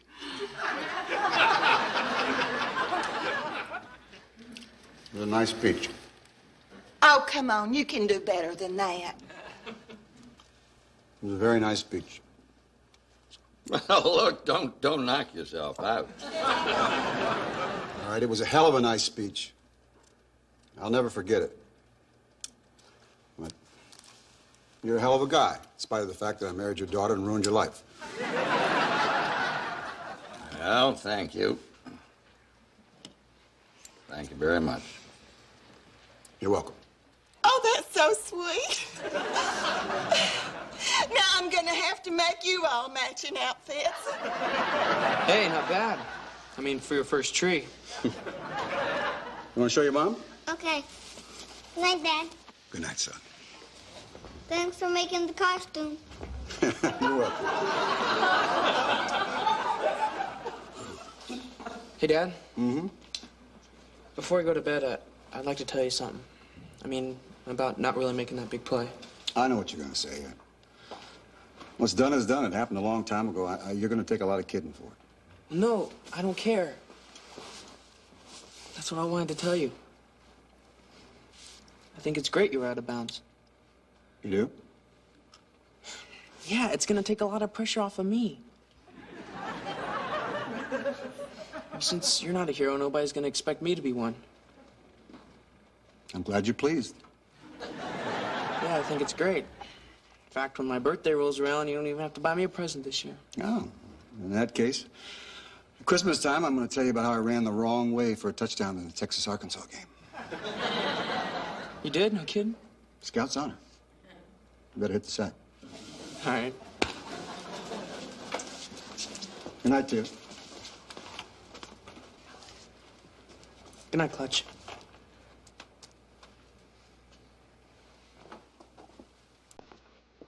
I love you, Dad. I love you, too, son.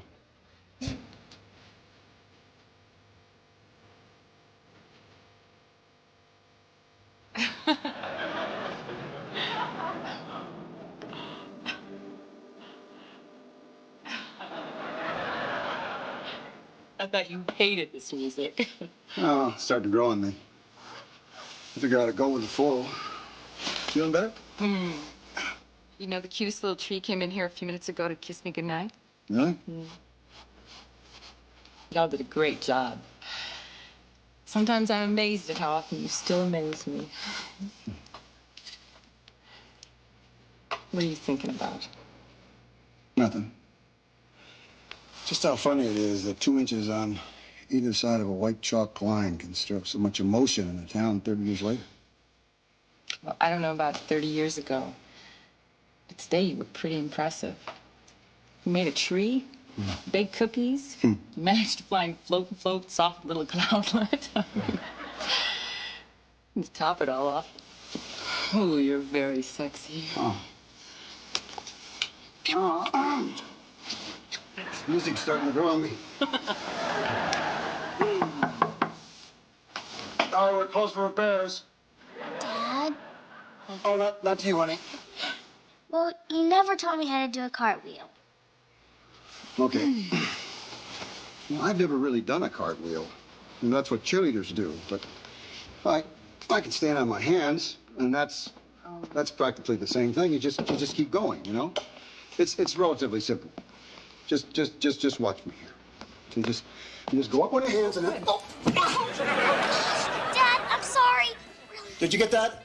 I think so. Good, because I can't do it again. They say that no man can be a hero in his own home.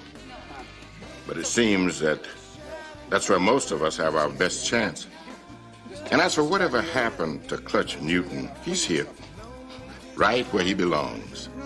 In a place called Evening Shade.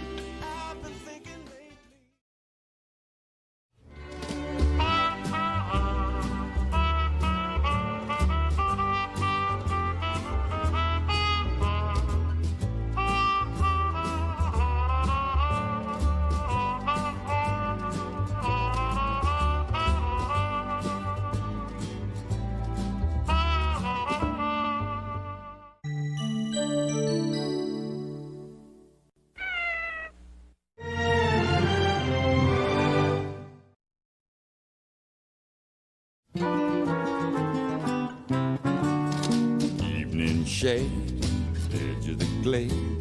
Not much to do, ain't we got it made? Cool porch swing and some lemonade. This is Arkansas at its best, an evening shade.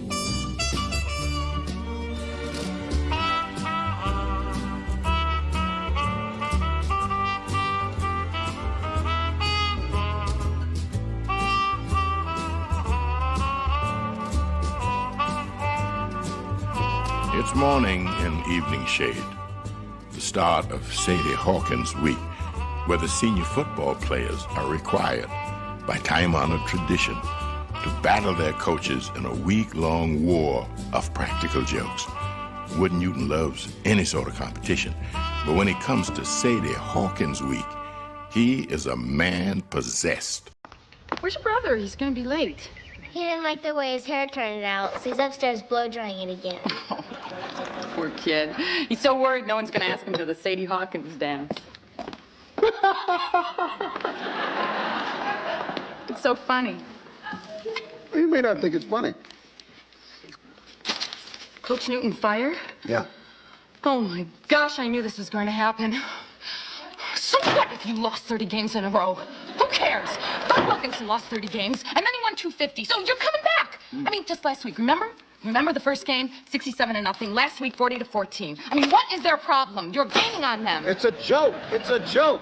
Look, it's Sadie Hawkins Week. This is the senior football players' feeble attempt to make me mad. And you fell for it. No, I didn't. Yes, you did. No, I didn't fall for it. I was just playing along with you. Oh. How do they do that? It's a fake headline. I know you love this.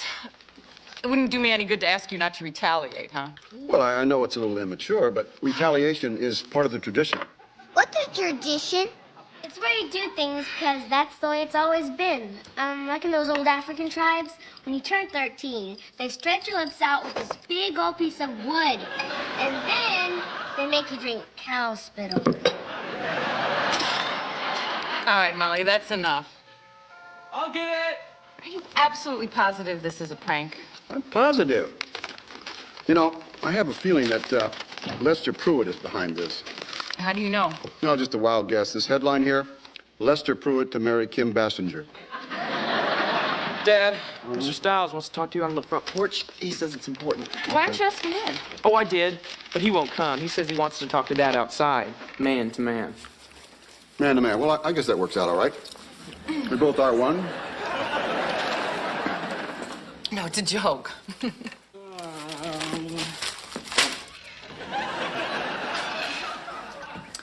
Morning, Herman. What's the problem? Deceit and treachery. The problem is somebody who I thought was a friend of mine stabbing me in the back. Boy, that's a lot of problems for 7:15 in the morning. I may not know that much about football. It's true, I thought a split T was some kind of French panty.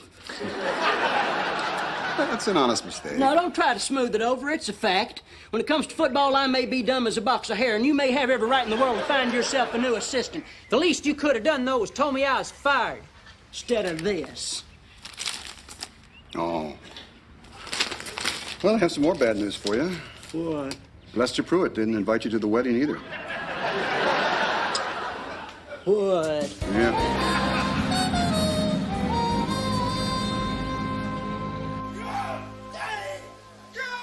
What the heck is going on out there? Somebody forgot to turn the hot water on. Payback time. I was thinking about loading up the jock straps with Ben Gay. Teach them to mess with us. I think we can do better than that. Well, hey, teach me. I'm new at all this. I mean, nobody ever asked me if I wanted to jam into a phone booth with 20 other people. Or light a sack full of dog doo-doo and put it on somebody's porch, make them stomp it out and get it all over their feet. I never was part of the in crowd. You probably did stuff like that all the time. Well, I did things on a little higher plane than that. Like what? I was down in Florida. I caught a barracuda, brought it back, and put it in the municipal pool. Stop it. Some friends of mine, we rolled up the snowball. It got to be 400 pounds. Well, we froze it, took it up on top of this mountain outside of Fayetteville, pushed it off, took out an entire international house of pancakes. Y'all played big, didn't you? Yeah, we did. My wife doesn't understand. She thinks I'm immature. Silly woman. Well, I've got a reputation to live up to. Tell you something, Herman, this next one has got to be a classic, you know? It's got to be so big that we become immortal. Like Sissy Spacek and Carrie. Bigger. I know how to make a bomb.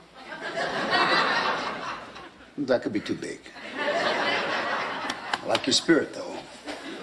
I'll get back to you with the details. No, wait, hold it. You ain't gonna tell me now? You got me all keyed up. You're gonna be the first to know. All right. Whatever it is, just remember, I'm with you all the way. Herman. What? Just remember, don't let the seniors fool you. You kidding? The day hadn't come when they can fool Herman style.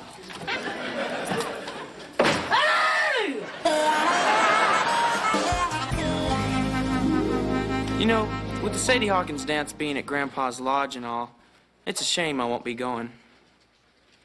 I hate the Sadie Hawkins dance, waiting around for some girl to ask you out. It's stupid. I'm sure all the other girls thought Jennifer was going to ask you, and that's why no one's called. Hello? Just a second. It's for you, and it's a girl. It's your lucky day. All right, I knew Jennifer would come through. Hey.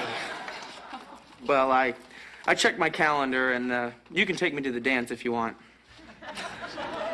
Hey, take it easy. Jen? Who? Well, no, yeah, sure, I remember you. Oh, no, wait, no, don't hang up. Don't, hey! I can't believe it, she hung up. Well, she's probably just excited. You know Jennifer. Mom, it wasn't Jennifer. Who was it? I just made a date to the dance with Marge the Barge. Who? Marge Mayfield. Except everyone calls her Marge the Barge. I gotta call her back. Wait a minute. Marion Mayfield's daughter? I never see her at dances. She never goes. So why is she going to this one? Well, because at the Sadie Hawkins dance, they crowned Daisy May and Lil Abner, and she sort of got nominated to be Daisy May. Mm-hmm. So in other words, a bunch of smart aleck boys decided to nominate a girl who's not that attractive, thereby totally humiliating her, huh? Well, no, we just thought it'd be funny. You're grounded for a week. Why, Mom, come on, what is it with this Marge person? I mean, it's like she's got some kind of hold over you. Have you ever seen pictures of me when I was 12 or 13? No. Because I tore them all up. See, I had a cute little nickname then. I was Chubby Evans. Come on, you used to be fat? Yeah, I used to be fat. I mean, now I know it was puberty and losing my mom, but then I was just trying to fill up this empty place inside of me. Mostly with Twinkies. I can't believe you used to be a porker. It's true. But I was still the same sweet, wonderful, fantastic, intelligent person that you know today. Okay? My point is that you judge people by what's inside of them and not by how good they look in biker shorts. Hello? Hey, Jen, how you doing? Well, you're inviting me? Well, hey, it's a little late, but, you know, sure, I'd love to go.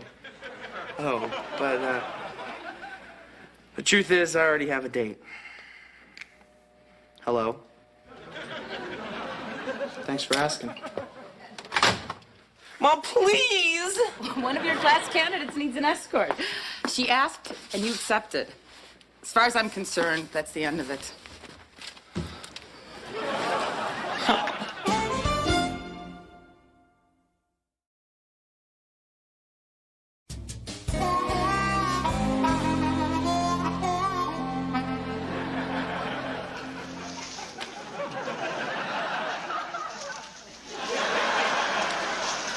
Hi, Herman. Good Lord, Coach, somebody could have snuck up on you with no trouble at all. During the Battle of Sadie Hawkins week, the most important thing is to stay alert. Right. Don't worry, though. I scouted out the area on my way over here. No sign of the enemy. Be careful, though. A lot of giggling going on in the locker room. This thing is working out better than I thought. This could be the plan of the century. You remember Barbara Jean Moody? Can't say that I do. A student of mine last year. She's a freshman now over at Arkansas State. Hold it. You didn't tell me this was going to involve co-eds. I had Barbara Jean ask him to a party Saturday night at her sorority house. I follow you. Okay. There's two things a teenage boy cannot resist. One is an out-of-town party, and the other is an older woman. Is this beautiful or what? I don't follow you anymore. They pull all these disgusting tricks on us, and we're going to send them to a party. No. It's bait, Herman. Bait for the trap. Oh. You know. Now, Mac Taylor down at the bank, he gave me 2 security canisters. Security canister? Security canisters are what the bank tellers put in with the money if they're ever robbed. So when the bank robbers open it up, it explodes and bap, they get red dye all over them. Now you're talking. Now, Barbara Jean has asked him to a toga party. A what? The toga party. Oh, yeah. You like in that movie Animal House. Yeah. So she says there's a box of sheets over there, see? So they have to strip down. They strip down to their skivvies, they go over and they touch that box, and bam! What happens? Guess. Security canisters explode. Yes. Covers them with indelible red dye from head to foot. They'll have to walk around the high school with the evidence of their defeat all over them. Yes. Everybody's going to know. Everybody's going to know in the Battle of Sadie Hawkins week, Stiles and Newton Roll. It's devious. It's diabolical. It's us. Anything I can do to help you out? No, I got things pretty well worked out. Going over to Jonesboro tomorrow and deliver those canisters. I'll probably do it after school tomorrow. Wait a second. Don't you think I ought to go with you? Somebody's going to have to ride shotgun. I can't think of anyone more appropriate. Yes. That is the most disgusting thing I've ever seen. I know, and it's been here all day. Wood said that they'll haul it away as soon as the sheriff finds out who left it.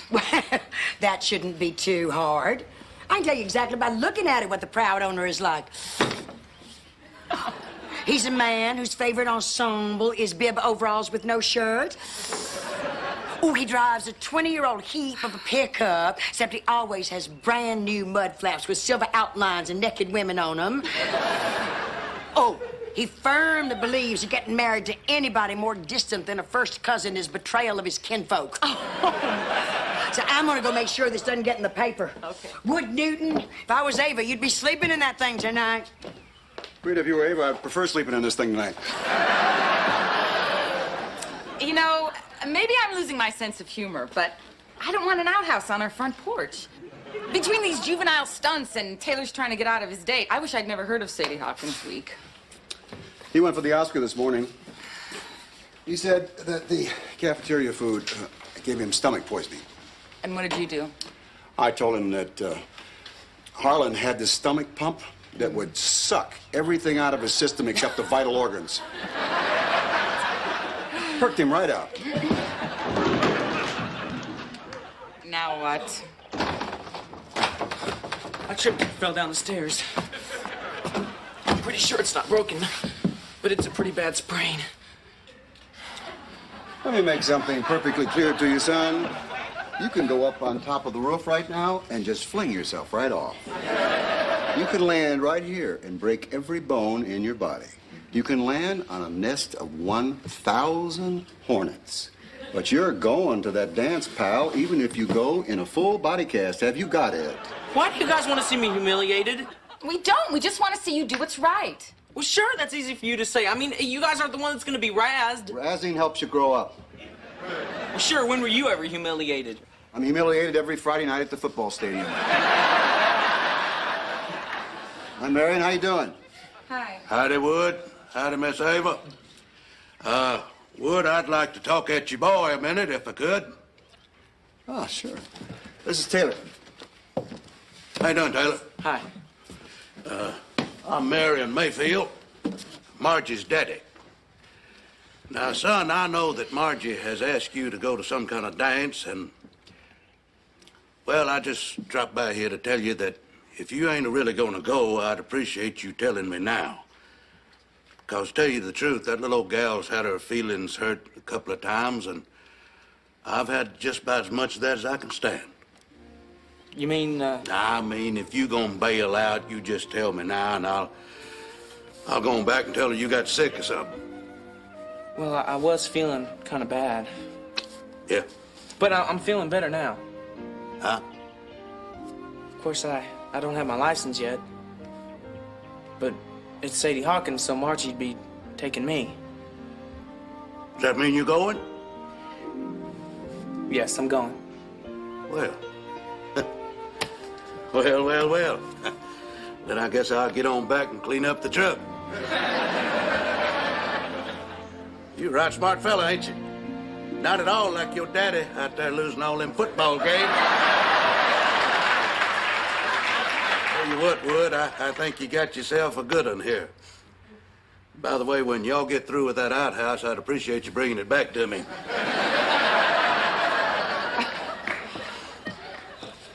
Well, I guess if there's no getting out of it now, I might as well go get ready.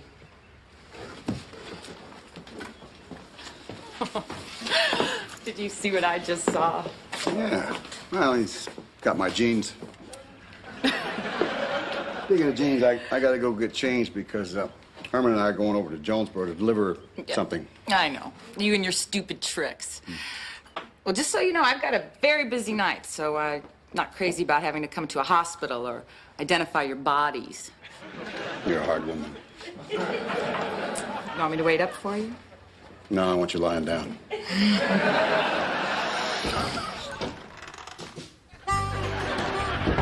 for the playhouse.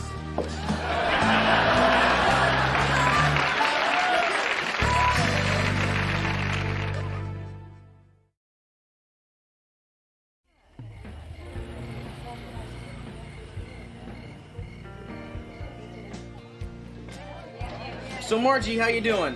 I am great. I'm sorry I stepped on your foot. That's okay. It was really my fault. I was offbeat. I think those boys are trying to get your attention. Who, them? I don't pay any attention to them. They're always razzing me. Let's play with their minds, huh? How? Let's dance closer.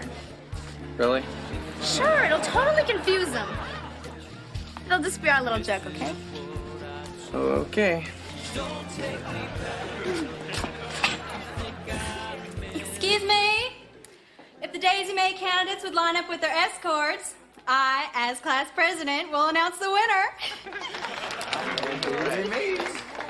This year's Daisy May is Margie Mayfield.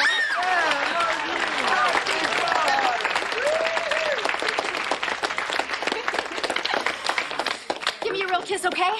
Well, I don't... Hey, lover boy, your dad's on the phone. Says it's important. Hello?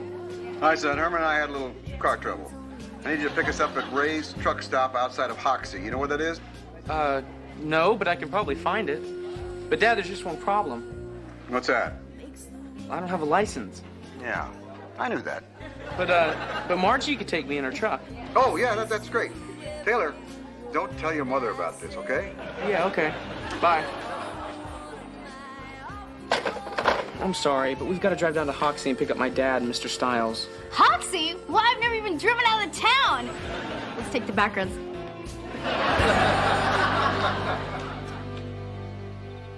Well, I still ain't got that report back in yet. So while we're waiting, why don't you fellers tell me just exactly which little podunk bank you robbed? 500 a time, we did not rob a bank. You didn't find any money on us, did you? We could have stashed it. But we didn't. I'll admit you're a peculiar-looking gang. I mean, the two robbers are okay, and I can even see the kid driving the getaway car, but the gal in the crown is a puzzler. I mean, I just don't get it. You saw my ID. I'm Wood Newton, the coach over at Evening Shade. Oh, we're checking on that. But boy, you sure picked a lousy alibi. Evening Shade has lost 30 games in a row. That poor coach is the laughing stock of this whole state. Let me try to explain that to him. Not the practical joke story again. It's the truth. I'm telling you, we were just delivering that box of canister dyes over to... That's right. Then my daring accomplice got to messing around with them, and then one of them exploded. Benedict Arnold. And it got right in my eye. It blinded me temporarily. And then he drove the car off into a ditch. Then I called my son, Taylor, to come pick us up, see? And Margie was driving the truck. She might have been going just a little bit too fast. As a matter of fact, I think that's what we were talking about when he popped up. Now, come on, Dad. This place is a speed trap. 20 miles an hour? I mean, her truck idles faster than that. That's no excuse. Well, I'm not blaming you, Margie. I mean, I just don't want your dad to be mad at us for keeping you out. Oh, he won't be mad. This is the most exciting night of my whole life. Y'all treated me so nice, I feel like a queen. And I'm ready to do some more of that dating, too. Well, it's the most exciting night of my life, too. We're going to have a police record for this. If that report doesn't come back right, son, you can have your own serial number. Wow. Personally, I wouldn't give you a nickel for your story, but you can tell it to the judge. Margie, you better call your daddy and tell him where you are.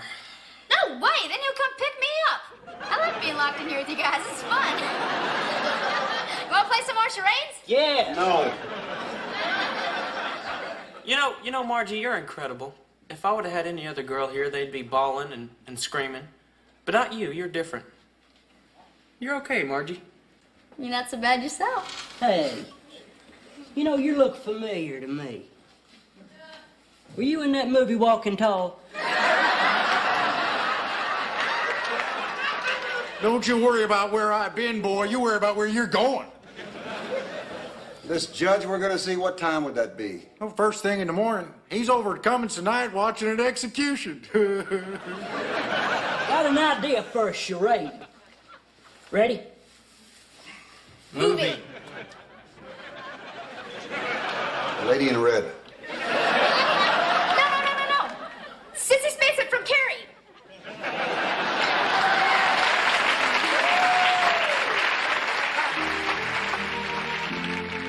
And so ends another Sadie Hawkins week, when anything can happen.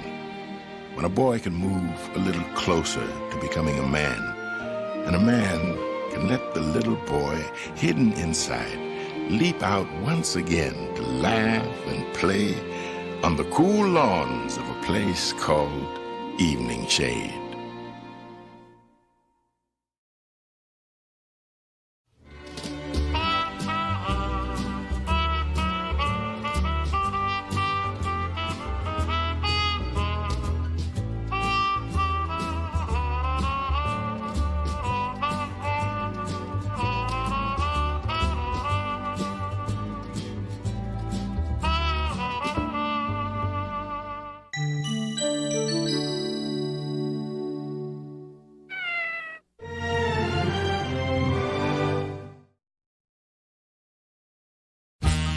It's morning in Evening Shade.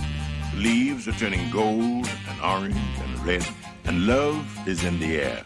Of course, love is always in the air at Wood Newton's house, but this time it's not Wood having all the fun, but his son, Taylor, experiencing the first pangs of puppy love, and his father-in-law, Evan, a much slyer old dog, who has stumbled upon the unique pleasures of one Miss Fontana Beausoleil. 2 weeks ago, I was taking Taylor and his little friends to the movies. Now he's going out with a girl who drives? I just don't understand why he broke up with Jennifer. I mean, she was such a sweet, immature girl. Is your brother coming down to breakfast? He's still on the phone with Michelle. He's telling her he loves her. He loves her? How do you know that? I heard him talking when I picked up the phone. Melly, I've told you about listening in on other people's conversations. What else did he say? He said he thinks she's cool. Are you listening to this? Mm-hmm. Our son thinks he's in love with this person we haven't even met. I met her. Well, I haven't actually met her. I've seen her in the hallway. Well, I'm out campaigning all day, so I'd appreciate it if somebody around here would tell me what's going on with our children. Morning, everybody. Sit down. You have the right to remain silent. Anything you say to your mother will be used against you in a court of law. What'd I do? Nothing. I was just saying how much I'd like to meet this new girlfriend of yours. Her name's Michelle, Mom. And you'll get to meet her after the game tonight. Where? At the dance you and Dad are chaperoning. I'm sorry. We're supposed to chaperone tonight. Is that all right? Sure, that's fine. Okay, gang. Off to school. Well, he hasn't even eaten his breakfast. I'm sorry, Mom. I don't have time. I thought you were going to take Jennifer to that dance. Mom, Jennifer broke up with me. How come? I guess she's jealous of Michelle. Hey, who understands women, right, Dad? Yeah. Hey, hit the road.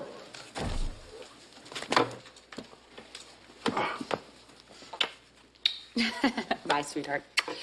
Whoa, whoa, whoa. His pants are unzipped. Don't worry, I'll keep him zipped up for the rest of the day. That goes ditto for me, too. Wood, I'm really worried about this. This girl is too old for Taylor. I don't even know what kind of car she drives. She pulls away before I've had a chance to look out the window.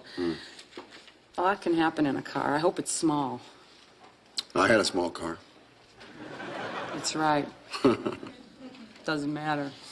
He's gonna be all right. Look, when I come home tonight, let's send the kids over to your father. And you'll be waiting at the door for me, you know, the way I picture you all day long. How's that? Nothing on but your wedding ring. Excuse me. Yes. But before y'all proceed on with the 96 positions of the Kama Sutra, I need to borrow your charcoal starter stick.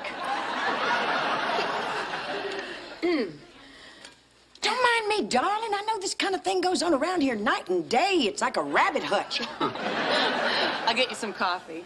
I tell you, it must be exhausting living with a sex maniac. I mean, personally, I wouldn't know. My last 2 husbands were impotent. What was it that you wanted, Frida? I told you, I need to borrow your charcoal starter stick. I'm having a barbecue for my town guild club. Here. Oh, thank you, honey. But your daddy won't be there. He's got himself a big date tonight. A date? Yep, darling. I think it's time you knew. Your daddy is going out with that over-peroxided melon farm escapee, Fontana Beausoleil. I mean, look, she's only interested in his money and his position, but can you believe my brother, your daddy, is going out with an actual striptease artist? Did you know anything about this? I know he went out with her a couple of times when you were in the hospital. I didn't think it was anything. You didn't think it was anything that my father is dating a woman who runs around in a G-string and pasties? You don't care that our son is in love with a girl we don't even know? I mean, I don't get you. What does it take to get you excited? Please, this is where I came in. Well, I think Taylor and Daddy are in way over their heads, and I don't care what you say. Taylor is still a little boy. Honey, he's not a little boy. He's 15 years old. And I tell you, that puberty can be a terrible thing. And everybody has to handle it in their own way. I will never forget that one summer, Delwood Biggers just climbed everything in sight. I was just a little girl, but I remember every time anybody looked out their window, there'd be Delwood wrapped around another clothesline pole. And sure enough, he got to be known as a clothesline pole boy. Frida, I think maybe you should consider upping your medication a little bit. Who's Taylor going out with now? Michelle Marlin. Helen Jane Marlin's granddaughter. Oh, yeah. Lord, that girl is fast. You don't happen to know what kind of car Michelle Marlin drives, do you? It must be Helen Jane's. It's a big old Buick Electra. You could probably sleep 6 people in it.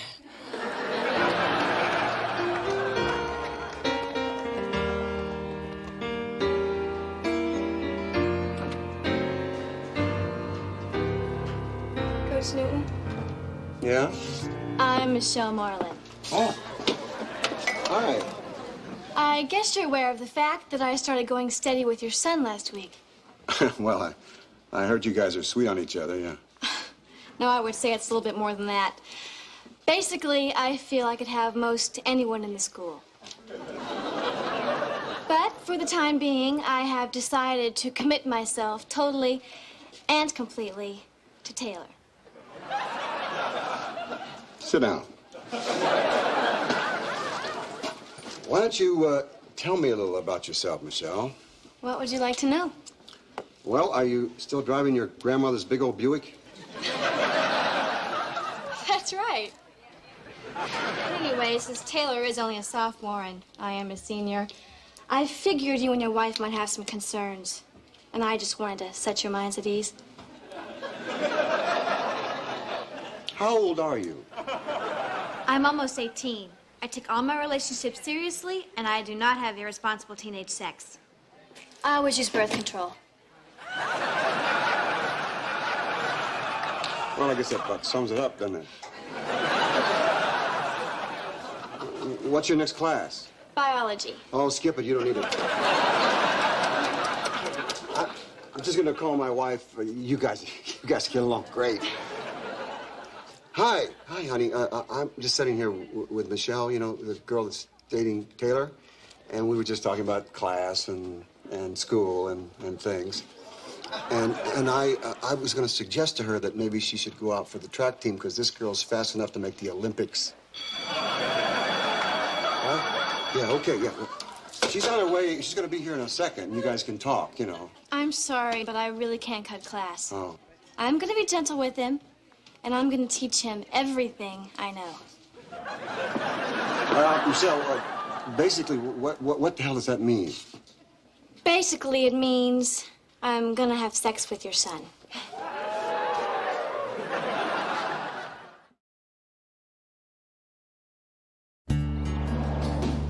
So your mother and Your daughter said that we should have lunch together, you know. So basically that I could tell you that she doesn't like the girls you're dating and to knock it off. I just want to ask one question. Who died and appointed her Chuck Woolery? Who's Chuck Woolery? He's the guy on Love Connection. He matches people up. You watch that show? Sometimes, when I'm eating supper. A lot of things about me you don't know. I'm kind of a tricky guy. So what's Mom all hyped up about? Well, in your grandfather's case, she's all hyped up about the fact that he's dating someone that the entire town has seen naked.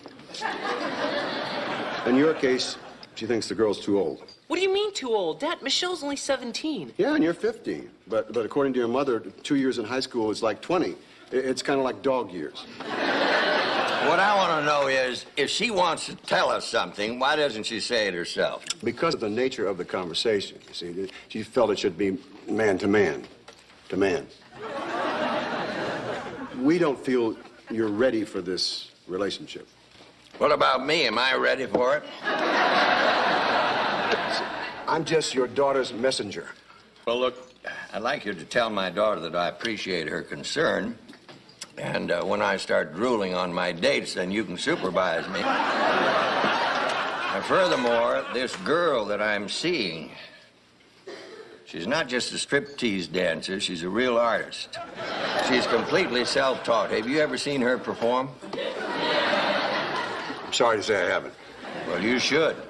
It's darned amazing. Amazed me. What's wrong with Grandpa going out with the lovely Fontana? I mean, you must have known a lot of women when we were playing pro ball. You didn't marry Mom until you were 32. Yeah, I've known a few ladies, yes. How many? How many? Yeah. Well, it's not something you keep track of, you know. Well, as I recall, I ran across a journal in one of your old trunks in my attic. Now, there was a long list of names, and then a couple of times it just said, girl wearing hat. You didn't marry Mom until she was 18. So I guess that means she dated hardly anybody. That's correct. In fact, when you think about it, Taylor, your father is really the only person in this family who's really had a lot of fun.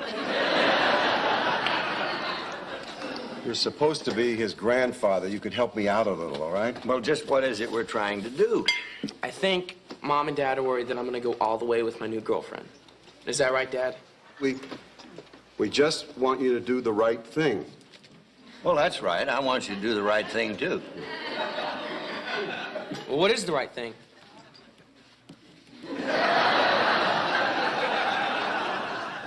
Well, only you can make that decision. Well, when was your first time? My first time? Yeah, when was it?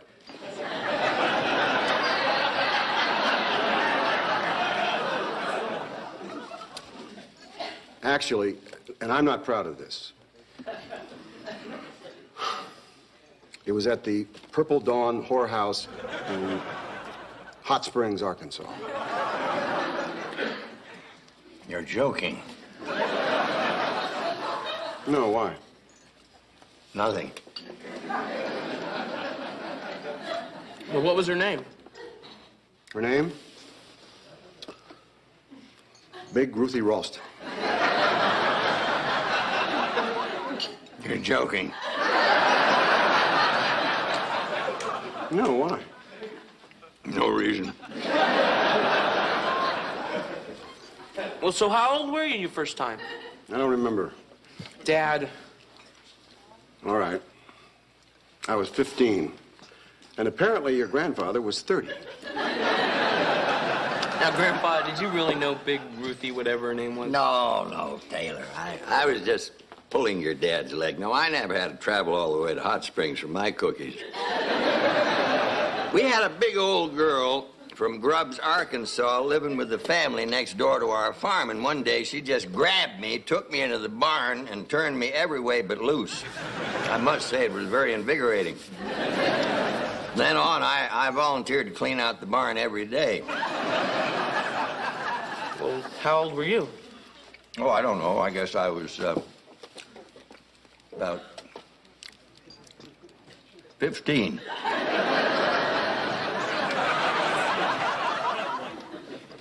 But that doesn't mean that we don't have regrets. What are they?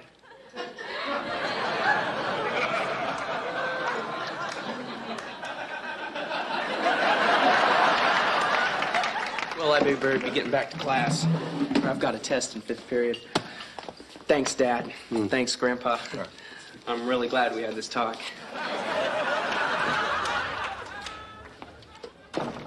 Well, you were a big help.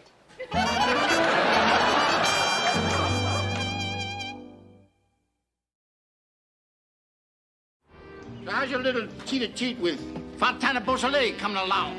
Nice girl, coming along fine. That is her theme song. They say that she dances to that with a real long scarf. I know.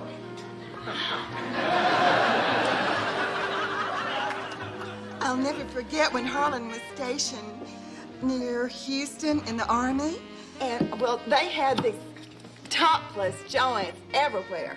I mean, it is hard to get a sandwich in Texas without having to look at somebody's breasts. Now, I've been wondering about something.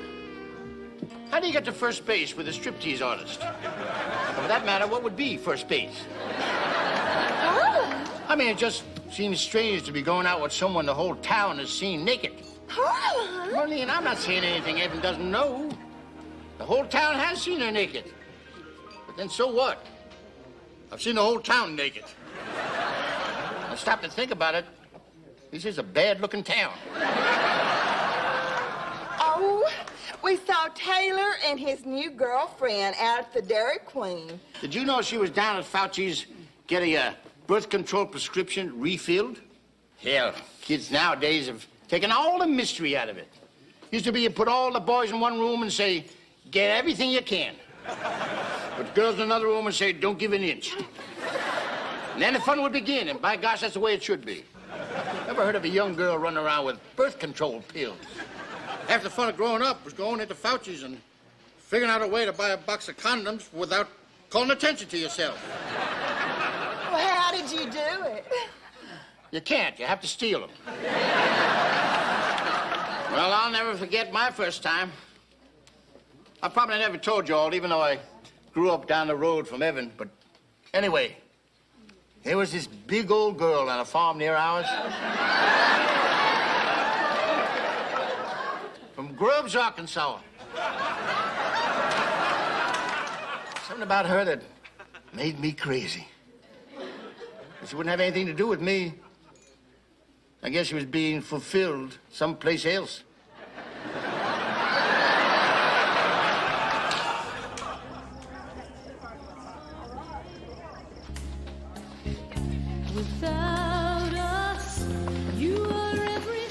Hey, Coach, don't take it so hard. Keep your chin up. Today's score wasn't near as bad as it usually is. And the booing's getting a lot better, too, I think. Thank you, Virgil. I wish he wouldn't dance like that. I know it gets him all stirred up. Well, we'll get him home. We'll turn their hose on him.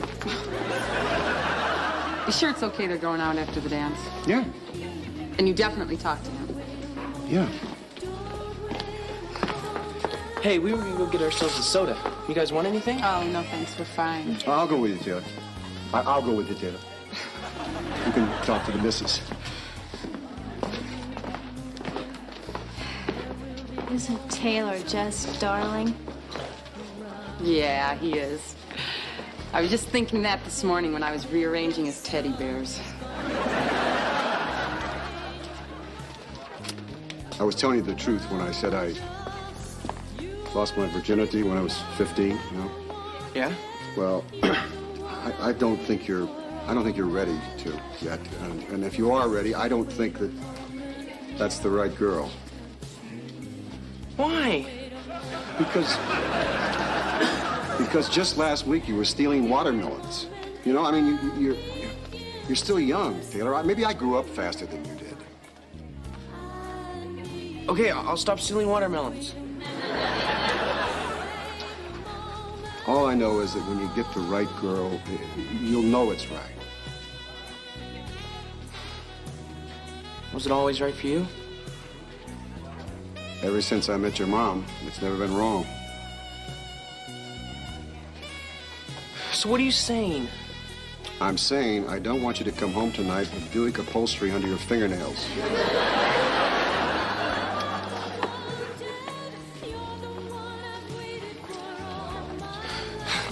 You're asking a lot, Dad. If you want to overrule me, I understand, okay? So how are the two handsomest guys at this dance? Hey, Mom, you want to dance? I thought you'd never ask. So, how about you, Coach Newton? Oh, I don't dance. Okay. Then you just stand there and I'll do all the work. Somehow I knew you'd say that.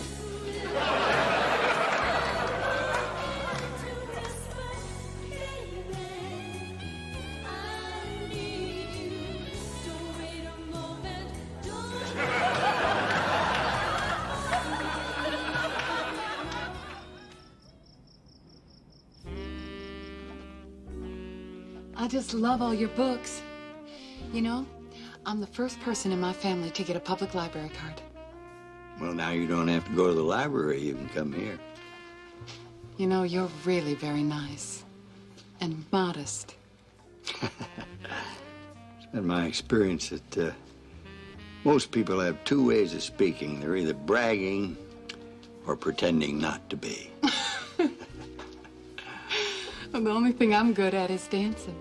Well, there you go. I can't dance at all. Could we try? Okay. I mean, together.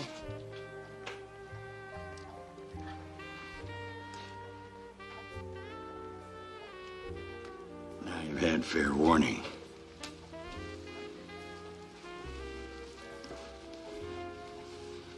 I've been meaning to tell you, you have the most wonderful eyes. Thank you. I kind of like your legs.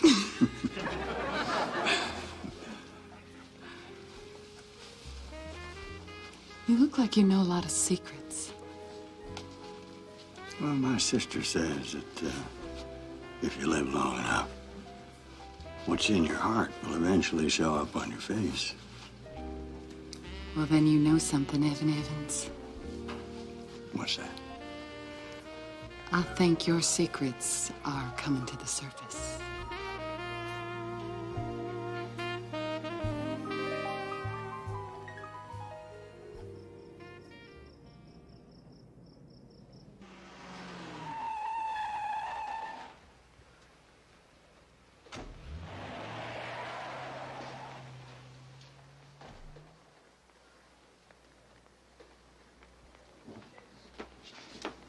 Hi.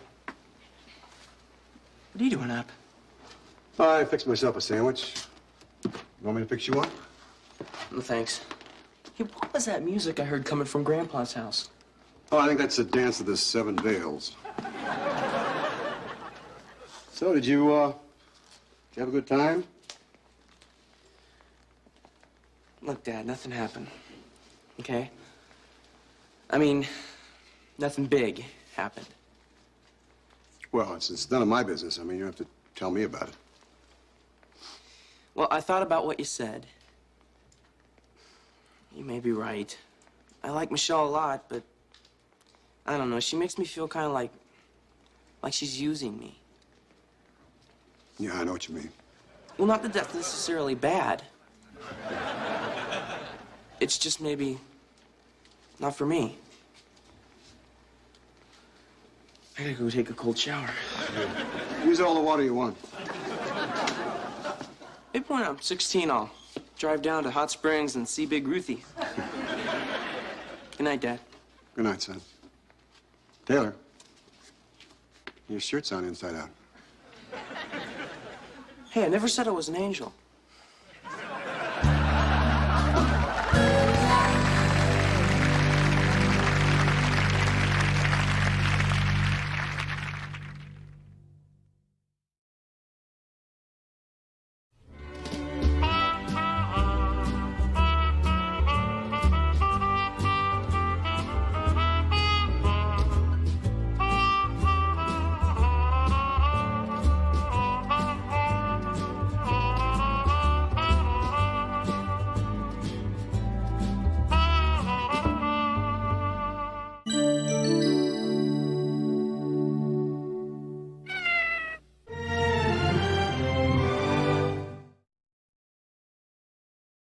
Evening shade, edge of the glade. Not much to do, ain't we got it made?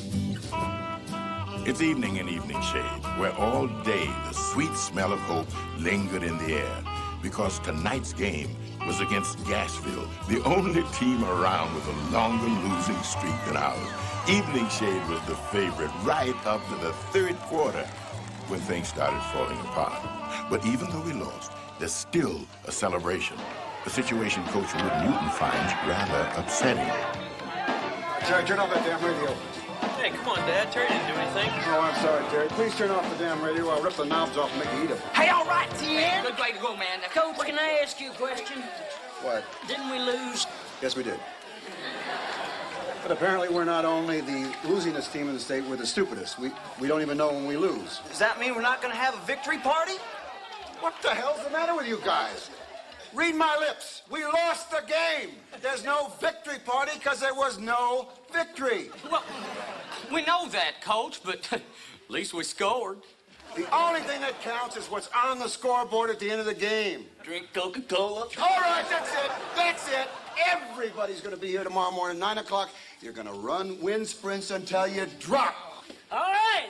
Hit the showers. Come on, you heard the man. Let's go. And remember, fungus can't grow where it's dry. Let's go.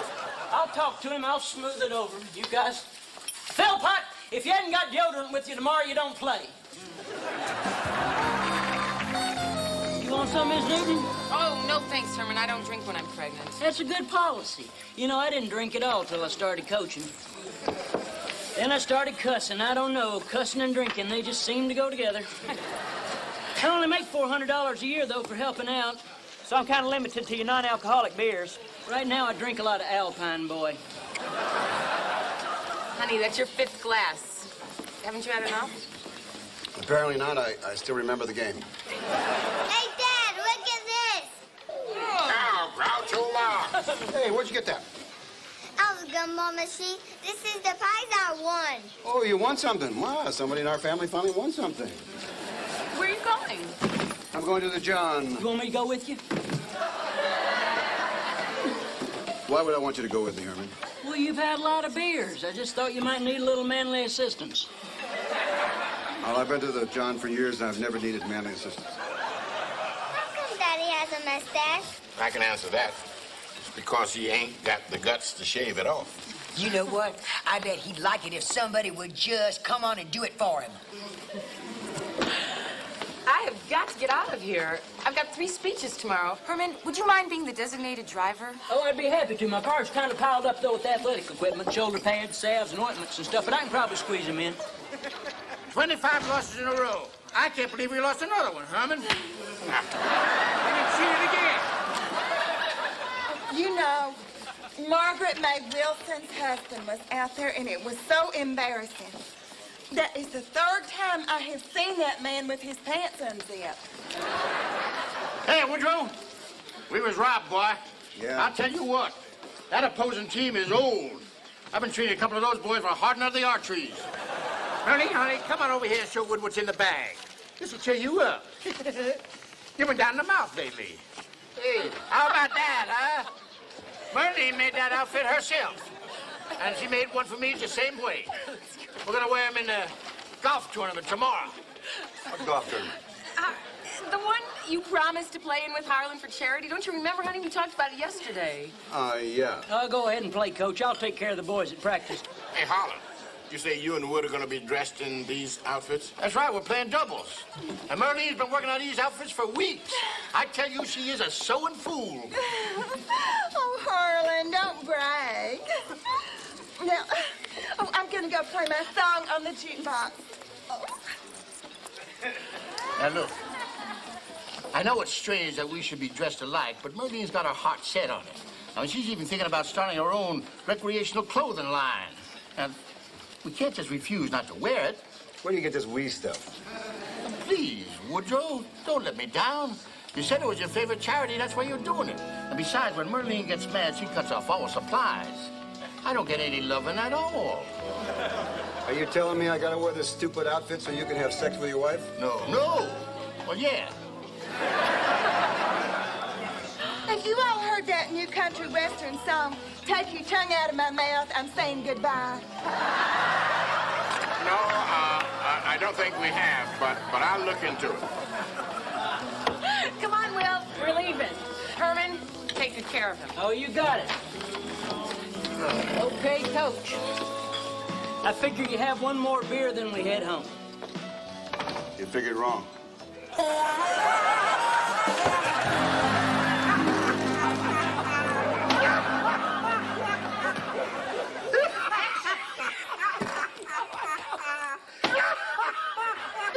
You know what, Wood Newton? Now, I have to be honest. I have to tell you, I never really liked you. Oh. Now, I never thought you were funny, but you know, for some reason, whenever I've been drinking, you are the funniest person in the world to me. What's that guy's name again? It's Mr. Stiles. Mr. Stiles is a friend of mine. As a matter of fact, when all the rats have left the sinking ship, Mr. Stiles will be right there at my side. Herman, come over here. What? Herman, we are in deep dog doo-doo. Because if we lose another game, we're going to make Sports Illustrated. You know, we're going to be the laughing stock of the country. As a matter of fact, we already are the laughing stock of the country. Hey, Coach. Don't you think it's about time you went to sleep now? Listen, you. He does not want to go to bed. Now, I want you to stop asking that. It's getting on my nerves. Okay, just quit poking me when you tell me. Well, you really are just a little old puff of a man, aren't you? You know what? Somebody just ought to throw you down on the floor and French kiss you. Don't you just hate that? Whatever your name is? I guess so. What do you mean you guess so? You the one been talking that big, tough football talk all night. Now, I want to know exactly what you gonna do about it. I guess I'm gonna throw you down on the ground and stomp your butt. I got one. Okay. Okay. Herman, over here.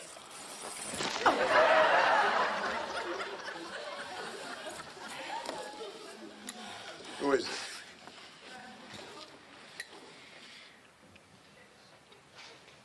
Roy?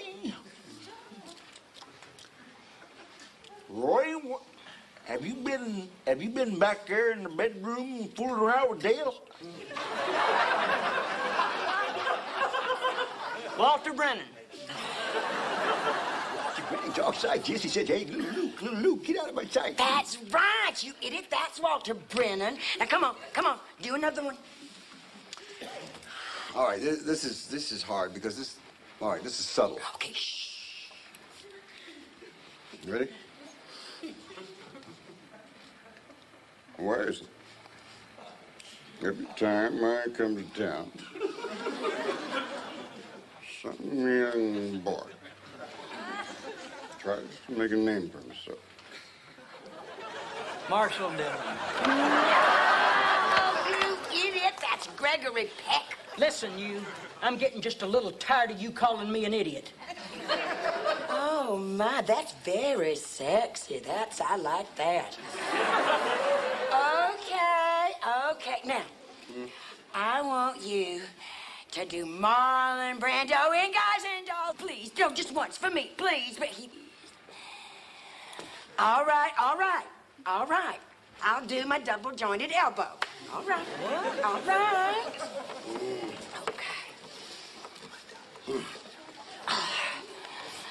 You ready? Do it.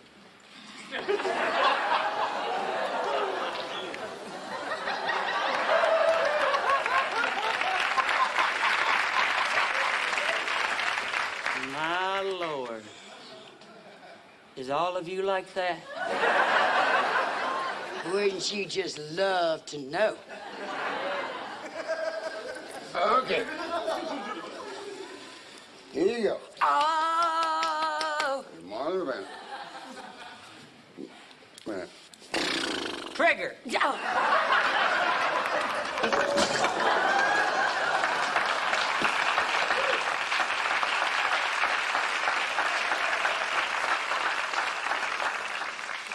Well, looks like Coach finally went to sleep.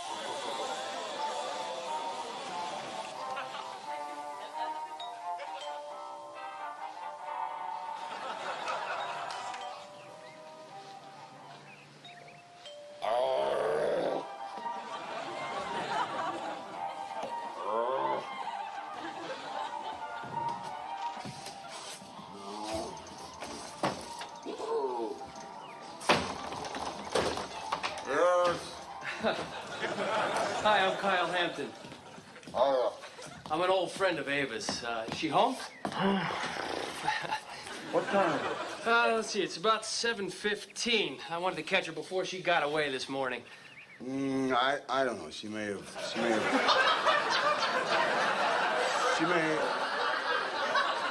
already gone.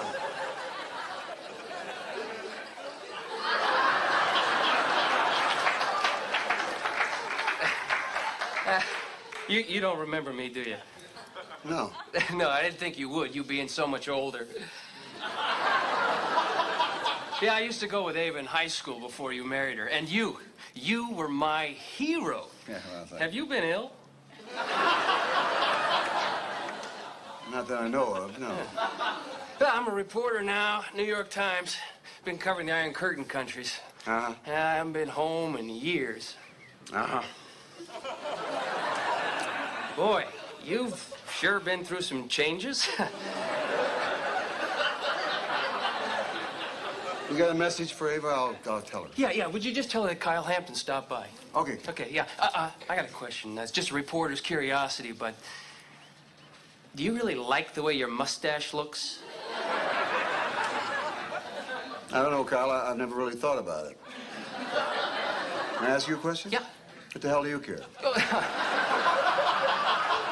No reason. I'm just curious. I guess you get a lot of comments. No, just you. Okay, well, listen, I'll let you get back to whatever. Would you ask Ava to call me? I'll be staying at my mother's. Sure. Okay. Look, I don't know what kind of statement you're trying to make, but I'll say one thing. It's original.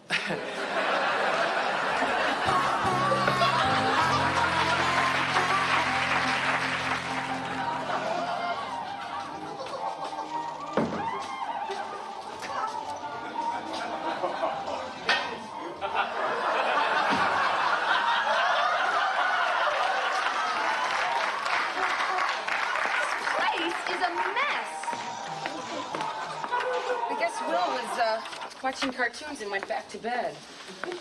Honey, did you put the coffee on? You know, I can't believe how much you had to drink last night. That was totally unlike you. Have you got any idea what happened to the other half of my mustache? What?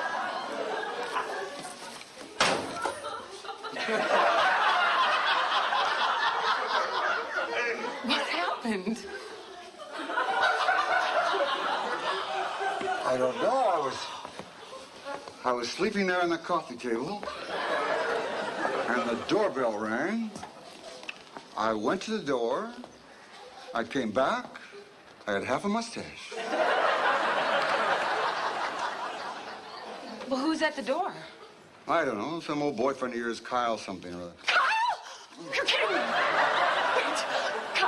is here. I can't believe it. He hasn't been home in years. Well, what did he say? How did he look? Fine. In fact, he had everything intact on his face. I, on the other hand, am missing half a mustache. You know, I was kind of in love with him. Well, once. He was the most popular boy in our class. Of course, I don't expect you to know that because you're so much older. Yes, you mentioned that. I don't think you're grasping the seriousness of the situation here. You see, I had this mustache for 16 years, and I liked it. I liked all of it. I don't think I'm going to like just having half of it. Have you got any idea what happened to it? I have no idea.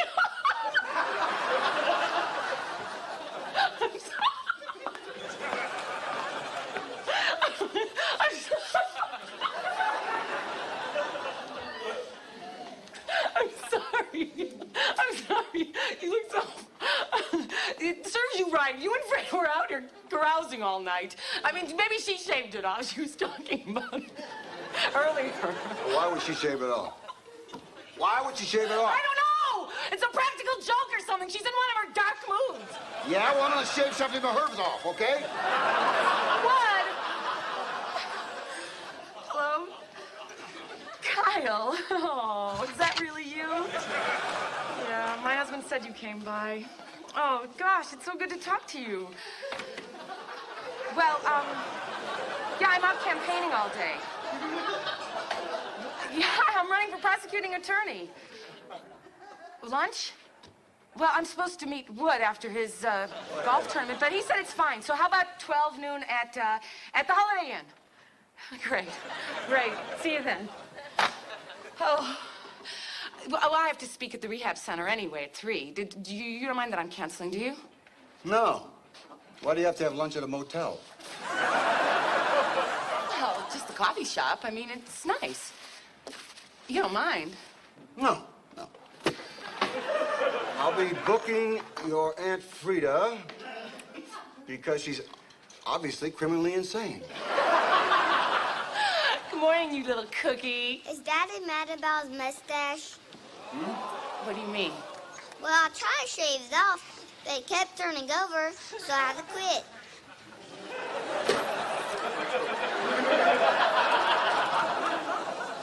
Are you kidding me? You did this to me? You know better than that. You could have cut yourself. He could have cut himself. What about me? I could be standing here with no lips. Let me see. It's amazing. You did a really good job. You're grounded for life.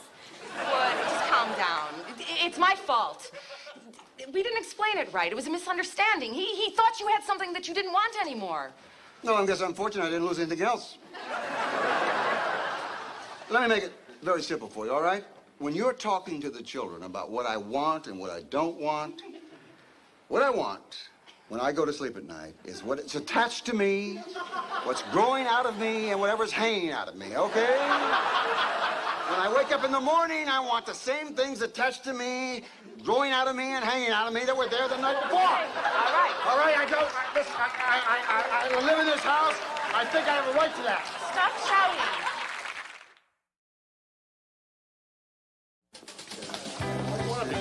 All right?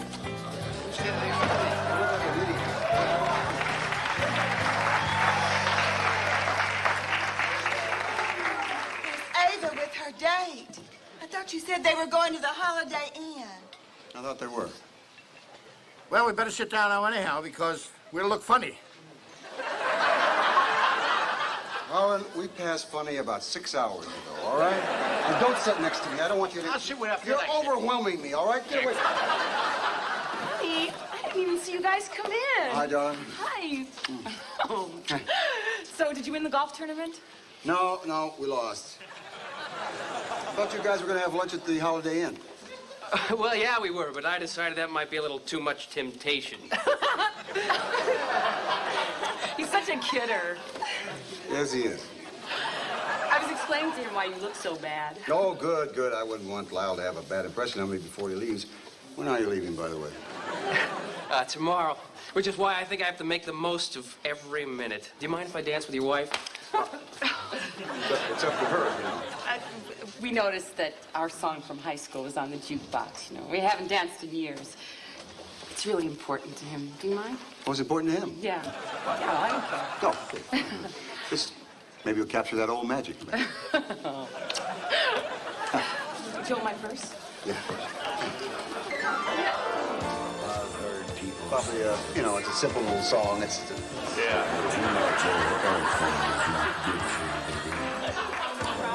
But I don't know about that.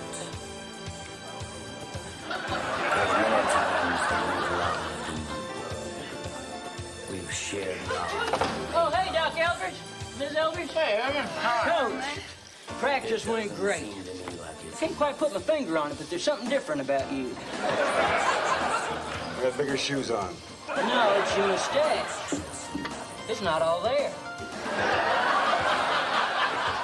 Honey, Kyle just had the best idea. We want to go to all those places, you know, from high school, like A.W. Root Beer and the bowling alley, you know, sort of jog down memory lane. Well, as long as you keep jogging. No, but I want you to come with us. No, that's all right, honey. I'm going to stay home and, you know, drop some new plays. Herman, you want to help me? Hey, I'd love to. I've been wanting to see how the coach behaves at home. Myself, I usually just do a couple of push-ups, rub myself down with Bengay, and go to bed.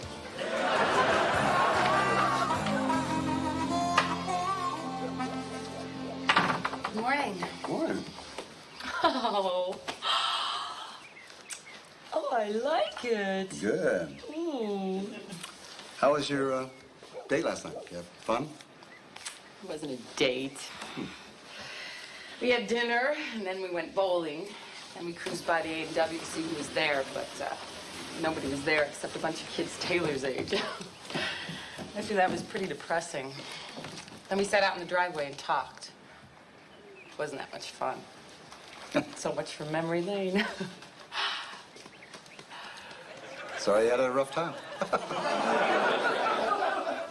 Then why are you smiling? I'm just afraid I got it.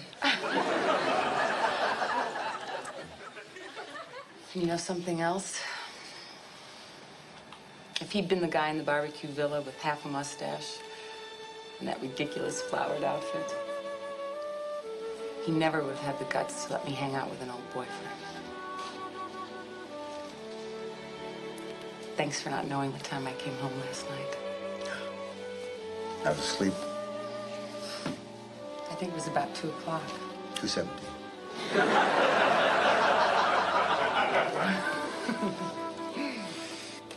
I like this bare upper lip.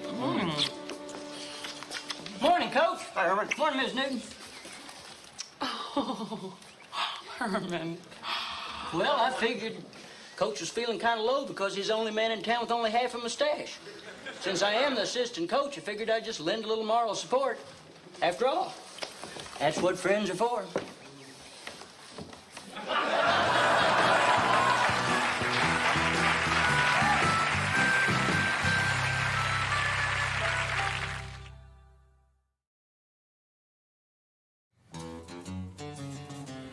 In evening shade, we ain't afraid to get a little laid back and let the daylight fade. Life goes slow and it's worth a lot more when you got it made.